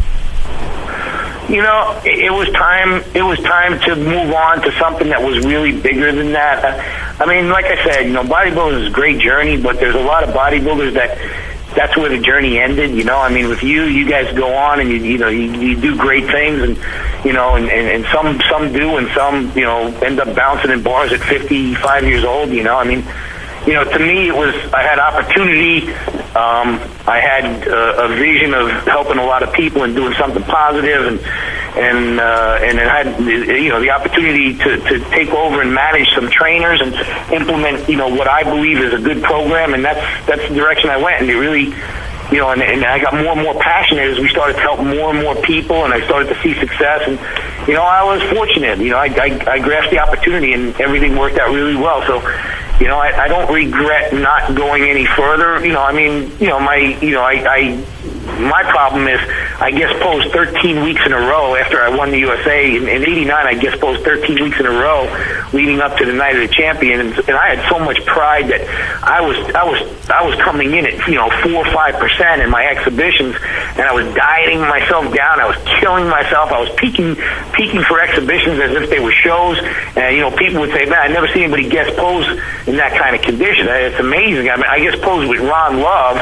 And Ron Love, the guy was a pro and for several years, and he was shocked because it really was, for him, he was embarrassed because he came in out of shape, and I come in to the exhibition ripped to shreds, and that's how I guess posed, and I had a lot of pride, but then my pride ended up being the downfall, because when I went to do the Night of the Champions, I had gotten sick and run down. I was from doing too many exhibitions in a row, and I came in off at Night of the Champions, and it was and there's nothing I could do. I tried to get out of the show. I told Wayne DeMilia, I can't, I don't want to humiliate myself, and I was at the hospital. My electrolytes were off. I was old from doing too many, from peaking for too many shows. So he wouldn't let me out of it, and so when I walked out on stage, I was in the worst shape. I won the USA at about 225 at 3.8%, and here I was, on the Night of the Champions, weighing 212,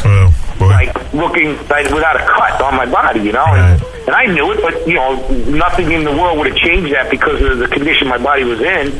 Dieting wasn't helping it at all because it was just run down. So when I walked out on stage, Mike Christian was in the first row. I'll never forget. And he looks up, and you can see on his face, like, what the hell happened to Defendis, Right. So I look at Mike, and I could tell that he was kind of shocked and kind of embarrassed for me. So I kind of mouthed to him, "Dude, look, man, I'm shredded," and I started hitting most musculars. and after the prejudge, when he was walking out, he comes up behind me. He goes, "Dude, you are absolutely insane." He goes, "You were hysterical up there." I go, "Mike," I said, "Mike, what am I going to do? You know what? It is what it is. There's nothing I could have done. It is embarrassing, but I can only joke. You can only joke about it at that point, Mike, John, let me ask you one more question before we let you go here. There's a lot of people that are probably listening to this, and they love your passion. They hear it. They want to somehow maybe come down and train with you. I mean, we know Charles Glass is the trainer champions out in California, but you're on the East Coast. What if guys want to come and train with you for a weekend or spend a week? Do you do that kind of personal training? Yeah, oh yeah. I have. We do weekend. I do weekend training myself. I call it Defendis Championship Weekend Program, where they come in and put them up for a weekend and have them train with me for a weekend. They can contact me by going to my website, which is defendis.com, just www.defendis.com, or they can email me. My email address is defendis@aol.com, and I'll be glad to send them all the different options that we have, because I have options of working with myself and actually having me train with you or train you, or come in and get on a program and work with one of the trainers. So there's different options. So but any one of them is good. All right, well that's great, because I think a lot of people are going to take you up on it. I wish I was that hurt. I almost want to run down there and train with you, because you really have a lot of passion and a lot of energy about the training. Johnny, listen to him. I invited him down 500 times. I'm crippled. I'm crippled. I couldn't last 10 minutes with you. Yeah, you could. I got injuries. But I'm going to call you. I want to talk about this Junior USA weekend. We got to get something done with you. No, that would be. When's that weekend? That's the what is that, Jeff? The 21st or something like that, or 22nd of May. Well, no, that sounds great. I'll just make sure I step up my training in case you guys come down. I may have to get you to come up to meet us somewhere, because just for convenience sake. But I got to get you on video, because this is. Well, if nothing else, I come up to New York, because my house has been bugging me to come up there, and Bob Bruskin been bugging me to come up there. I haven't been there in about 12 years. How's so Bob doing? Anyway. How's Bob doing? Bob's he's doing great. I love Bob to death. He's been such a good person for so many people, and but he's kind of taking some time, just to he's relaxing by himself mostly. He's still involved with NABA, but he's Bob, like all of us, he helped a lot of people, and a lot of people, after they get what they want, they kind of turn their back on you. So it's kind of tough. But Bob's helped me since 15 years old. Wow. This is 36 years now I know Bob. You got to get Bob on the show. I think Bob would be a good interview. Oh, Bob would be phenomenal. He knows everyone and everything. Yeah. So, all right, Johnny. I'll give you a call in the next week or so, and we'll set up something for. I appreciate that, Dave. And John, you get this guy to come down here. I was just thinking, why don't you come up for the New York Pro the week before? When is that? The 16th. Yeah, the 16th of May. Oh, that's I got to be, I have to peak for it, I got to peak for you. I got to peak for the audience. He's got 14 days for his birthday. My birthday is May 15th. Oh, there you go. There's a perfect birthday gift. We video on your 51st birthday. There you go. I'll definitely be up there. I don't think it'll be in 2 weeks, though. All right, you'll let me know, though. All right. Yeah, I'll let you know. But definitely keep me posted on everything. All right. And good luck with everything. You guys are doing phenomenal work. Thanks, John. All right, John. That was a great show, man. I love doing these retrospective shows where we look back at some of the former competitors of the past, especially from the 80s. Defendis, Mike Quinn, great characters. Even still relevant to this date, and I think a lot of people really enjoy them. Yeah, they do. I was looking at pictures of Defendis. Somebody put a thread up on our